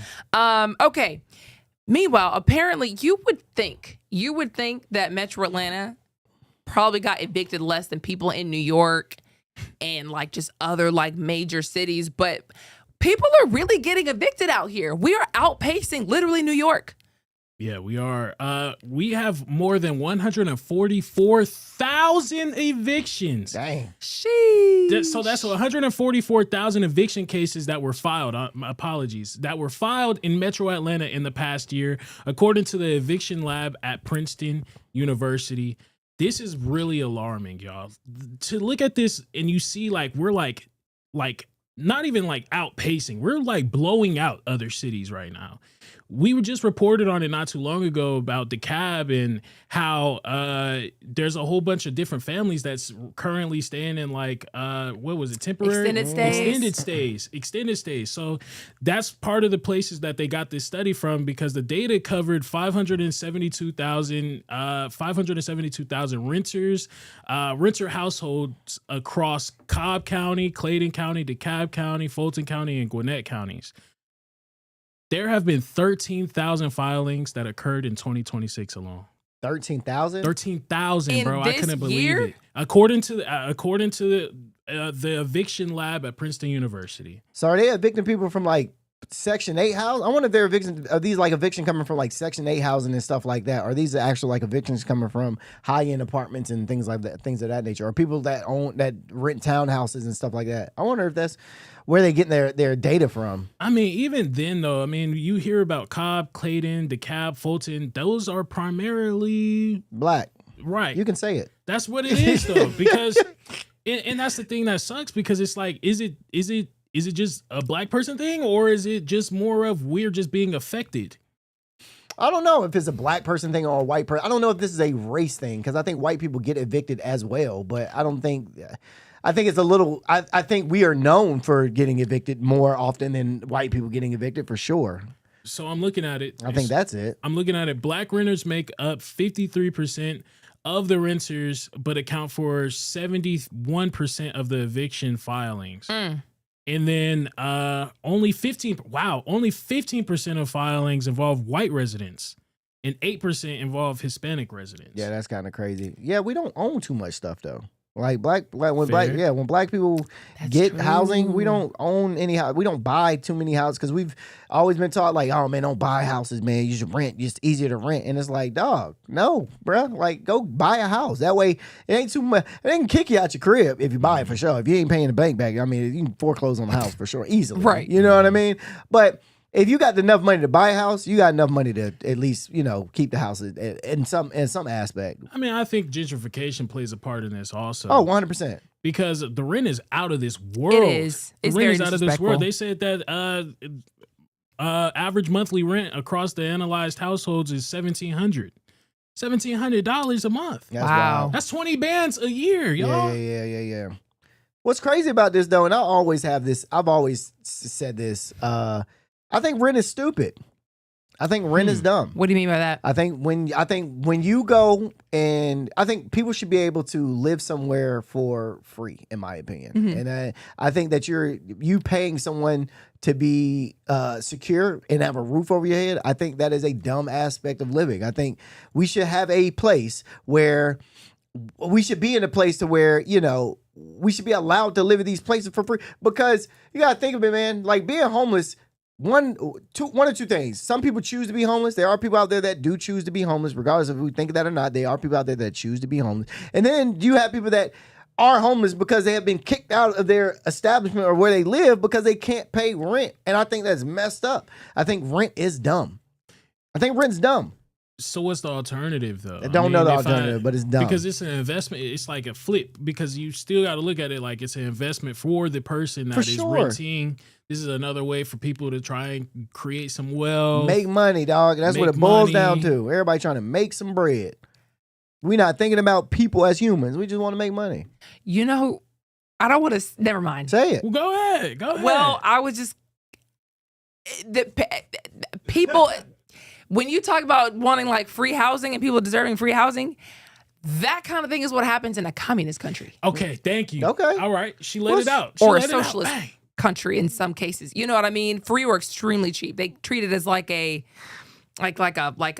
public service. It's not like just you either have one if you don't. If you don't, good luck. That's a very capitalist thing to. No, I hear you. You know what I mean? Like, so we don't do communism here. We don't. You know what I mean? So we don't. it's like. It's because it's kind of sketchy. The whole idea is like you think the government's just gonna give you a house and a place to live for free and not ask anything in return. Yeah, they're not gonna impede on your rights. They're not gonna impede on your rights in return. They're not gonna force you to do something else in return. That sounds like I'm a prostitute at that point, dog. I mean, come on now. But they're giving you a house though. You got a house. You got some food. That should be it. But you got to listen to what we tell you to do. That's okay. In theory, this is all in theory. Y'all don't hear this though. Y'all don't hear how crazy this sounds. That like that's how we live as humans. That we don't care enough about humans to be like, hey man, I want to give you this house for free, man. Or everybody should be able to live somewhere for free. There shouldn't be. Why am I paying rent so I can live and not have to be cold outside or not be rained on or not be overly hot or not be?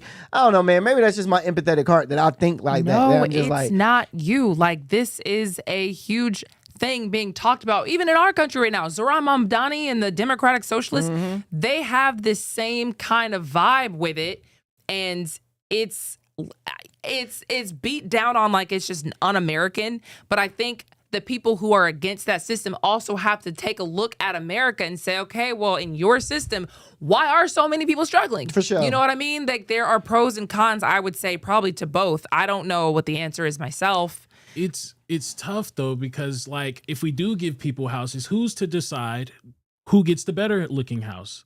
Who gets the worst looking house? That is a problem that these countries sometimes deal with too. And then now it might get to racial disparities because there's like favoring one group of people. Totally understandable. Because you can't trust the government that much. I just don't trust the government that much, especially working here. After y'all just told me everything. In the beginning, you used to love the after government. everything y'all just told me about the government, I don't trust the government that they're gonna give me and tell me I could live in a mansion, and then they're gonna tell everybody else they could live in a mansion too. For sure. Because I want to live in a mansion. It's more so that, buildings can be poorly maintained. If there's a housing shortage, maybe like a bunch of people need housing and there's not enough housing to go around, and the system is, we're supposed to be giving everybody a house. How does that work? Yeah. You know what I mean? So there are problems. And that's why a lot of these countries, they don't do well. Some people have figured it out. You know, it's not like every single country who has this kind of model is just like, you know, terrible. But, you know, that's not how we do things. We're very much pick yourself up by the bootstraps and figure it out. Figure And, it out. you know, people, for better or worse, figure it out, or they live on the street and you don't, you know, figure you didn't figure it out. Or you just decided you're okay with it. I mean, I think that, is that right? Or is that just is what it is? I think it just is what it is for me. You know what I mean? Because what are we going to do about it? Yeah. Like I said, this is in theory. I haven't actually seen communism work because, I mean, I've only lived nobody in, has. Yeah. Well, not for real. Yeah. It's not in like a positive way. It always ends up getting corrupted, Right. or like somebody seizes power and like decides they won't leave, or they just like kind of take all the resources and divvy it up amongst themselves and kind of say the people, you know, good luck in that way. So, and then other times you have a country that's not communist who'll say, okay, since you want to be communist or you want to be socialist, I'm going to put a bunch of sanctions on you, and I know your government won't work now. So even if it could have worked, we're not even going to get a chance to see because I'm putting sanctions, and anybody who wants to trade with them is no longer going to get the benefit of trading with me, and I'm more powerful than them, so good luck. So we never really seen it happen. I don't know. I mean, we've just seen it be a disaster. So I feel for you though. We should live like that, but I just don't see it. It'll never happen. Y'all blind. Y'all open my eyes. I'll say that. Yeah, it'll never happen. At least here we can kind of be in charge of our fate. You know what I mean? Yeah. Like, and that's what I like about America. Because I'm a work hard, you know what I mean? You I'm gonna understand get it me. out the mud. So I appreciate our system. Outside of the corruption that we all know has happened, and they arrest people when they need to arrest people for the corruption, and we move on. Flat out. Okay. In other news, your kid's favorite game, Roblox, is now under investigation here in Georgia. Attorney General Chris Carr said he is looking into this because of the child safety concerns, and honestly, I'm glad about it. Me too. Didn't we just do a story about did. this? Yes. Exactly. So the platform millions of kids use every single day, it's failed to protect minors from predators. And this should have been and happened. This should have been. This Totally. should have been and happened. I thought it had, to be honest. You know what I mean? You know? So Chris Carr launched a formal investigation under Georgia's Fair Business Practice Act. This isn't just a warning letter. It's a civil investigation demand. The state is demanding internal records on chat moderation, age verification, parental controls, and reports of criminal activity involving Georgia users. Good. Now people ask, why? Why are we, what's the point of this? Yeah. You know what I mean? Because this follows multiple cases. Earlier this year, 2 missing Florida girls were recovered after communicating with a 19-year-old predator on the app. In another Georgia case, an adult posing as a child allegedly coerced a 12-year-old into sending explicit images through Roblox chat. And this is why I say, always the parents monitor them kids' phones. Your kids shouldn't have no phone. There should be no reason why my kid is on a tablet. 12, 11, this, you know what? Go get him an Xbox or a PlayStation. Most of this don't happen on them. Hold on. It don't. What? I feel like you shouldn't even be able to send pictures in a chat on Roblox. Well, you can. You can do everything Yeah, on Roblox. why can't, why? You can do everything on Roblox. For what scenario would I need to send somebody a picture? Roblox is a open world of things. Go download Roblox and just get on. Just get on Roblox one day and just look at it. Yeah. You don't got to look at it in like a weird way. Just go in there and just like literally download Roblox and look at it. That's not a bad idea just for parents in general. Yeah. I think am I thinking of there's Roblox and there's another one that like goes hard amongst the kids. Minecraft. Am I thinking about Minecraft? No. Okay, so I was watching this little kid play, I think maybe Roblox, and it was like a world. She was playing the mom, and then there was a little baby character Oh, I don't know about that. being played. No, that's not the game. I don't know about that. That was another very weird game. Anyway, she was playing with somebody who was older, but she was playing the mom, and the girl who was older than her was playing the baby, and it was a very weird dynamic going on. I'm like, this game's a little odd. You don't know who's behind Exactly. any of these characters, but Roblox, of course, says that they share the commitment that police have of online child safety, and that they did do a global rollout of mandatory facial age estimation in early 2026, and they require age checks for access to chat features, and that there are parental controls that block specific games and users and whatnot, but it's still happening. No, 100%. You know what I mean? Like, we got to say their side in this. But at the same time, nah, like, because there's too many kids going down off this stuff. It's Exactly. like, you can't just be scared. Oh, we do this. Well, not good enough. And this Obviously. is the thing. Roblox is it's like geared towards children. Like the whole concept of the game is like geared towards a place where kids that don't have a system or Xbox or PlayStation or PC, they can get on Roblox because it's on your phone, it's mobile. And you can get on there and you can just play with other children and chat. My first thought was they should have taken the chat out of Roblox. They should have taken the voice, because you can talk to people on Roblox too. Like you can visit, like verbally, cross communicate with people on Roblox. So I thought that should have been removed. There should be no children talking to each other. Roblox should be a game where you just go in there and you just fiddle away and then keep it moving. So for sure, yeah, man.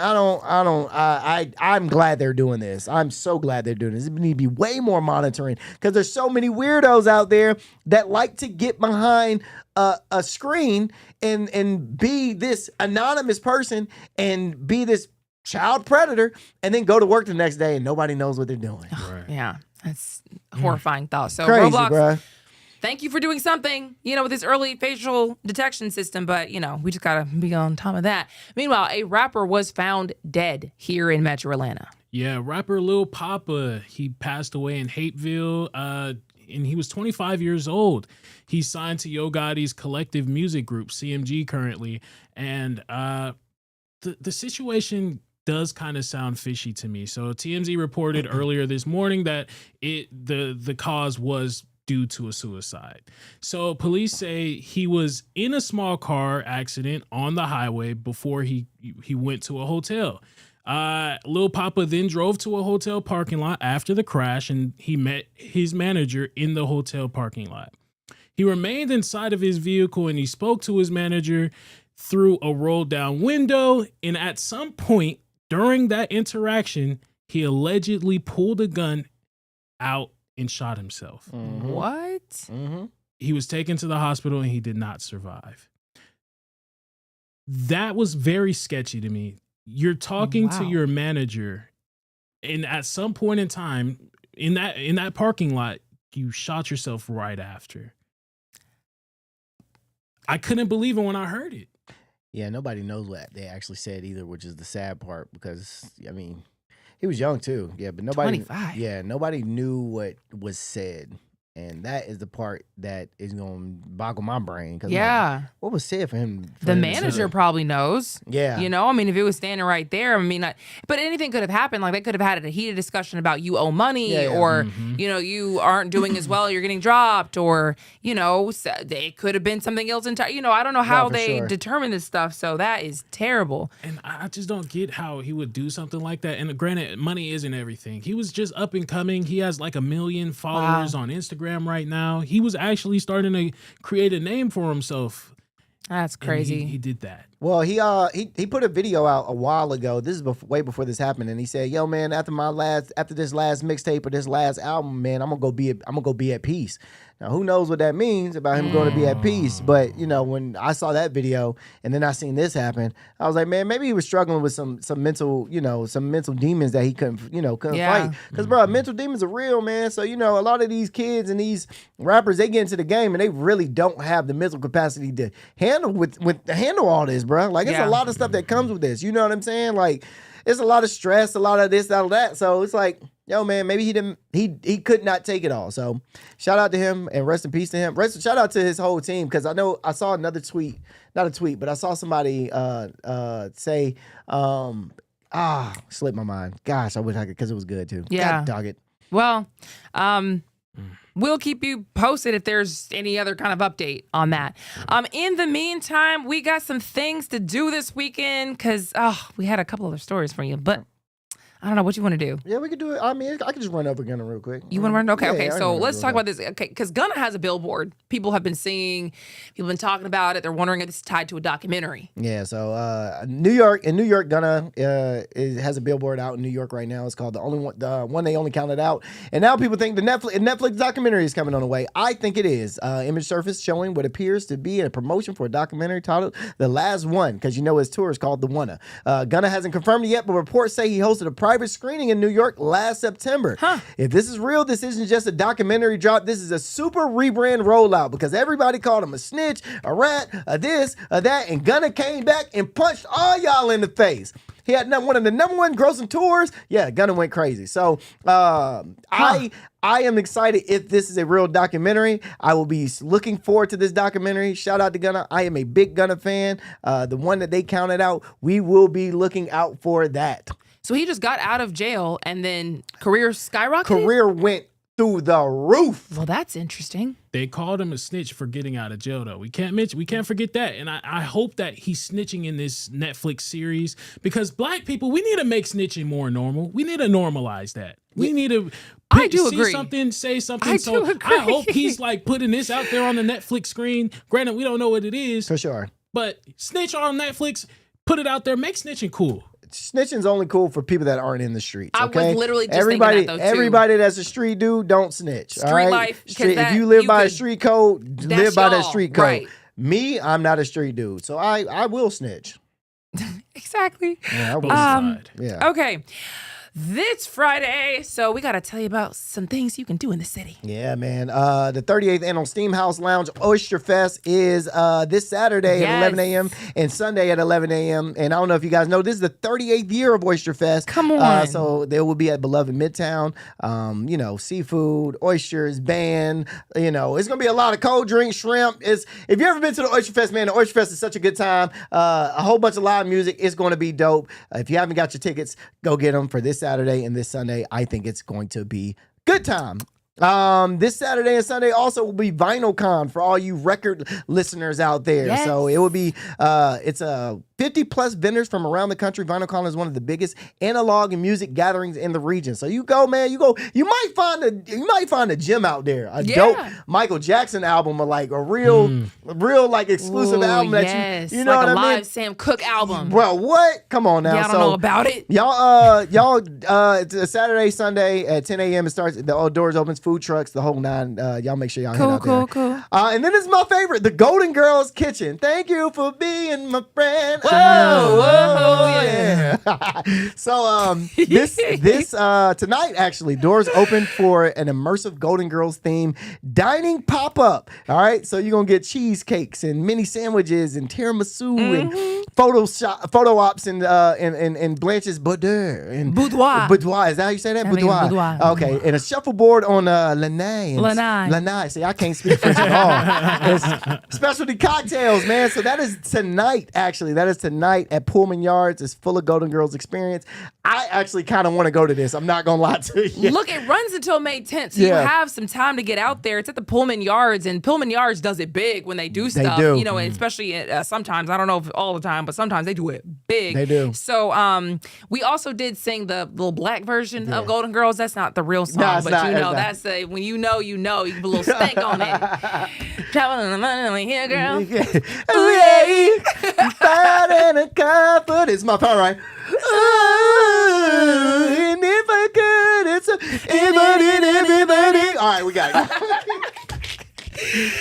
You don't die. I don't know the Golden Girls. I'm sorry. I don't know who the Golden Girls are. I'm sorry. We do have to go from here, guys. Have a great weekend. We will see you next week. Peace.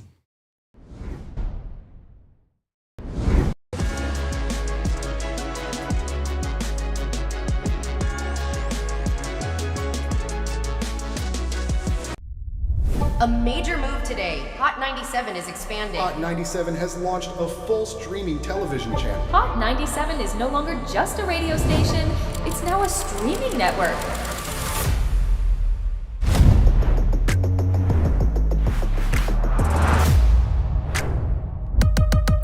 Welcome to Hot 97 News. Let's dive into the news because the news has been newsing. Hot 97 Mornings with Merrill. We got Shiny Culture in the building. Leah Bell in the building. Good morning. And DJ Cass One. You know what it is. You know how I get down with the Funk Flex energy, baby. Let's get it, Flex. Nobody don't want no smoke. Wow, it got spicy real fast. Here for it all. We're here for it all. Let's go. Mariah Carey takeover. The people made it happen. Yeah. I'm coming around to all the classrooms, and we turning up. Good morning, students. My name is Wale. Aren't you supposed to be in class? Oh, man, you supposed to be in class, man.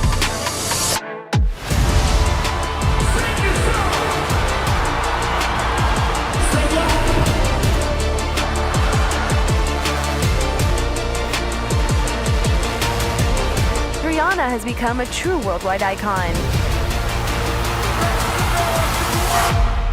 Congratulations on the job. We listen to Hot 97 every day. We can't wait to hear you guys even more. Hey, let's go!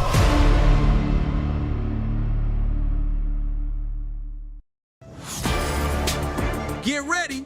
The legend is on your screen. Funk Flex, the man who defines hip-hop, is bringing the heat from the radio booth to your TV. Where's my camera at? That's my camera? All right. The biggest beats, the hottest freestyles, and that classic Flex energy. Bars are back. Now in your living room. Don't just hear it, watch the movement. Funk Flex, now on Hot 97 TV, Mondays and Fridays at 7:30 p.m.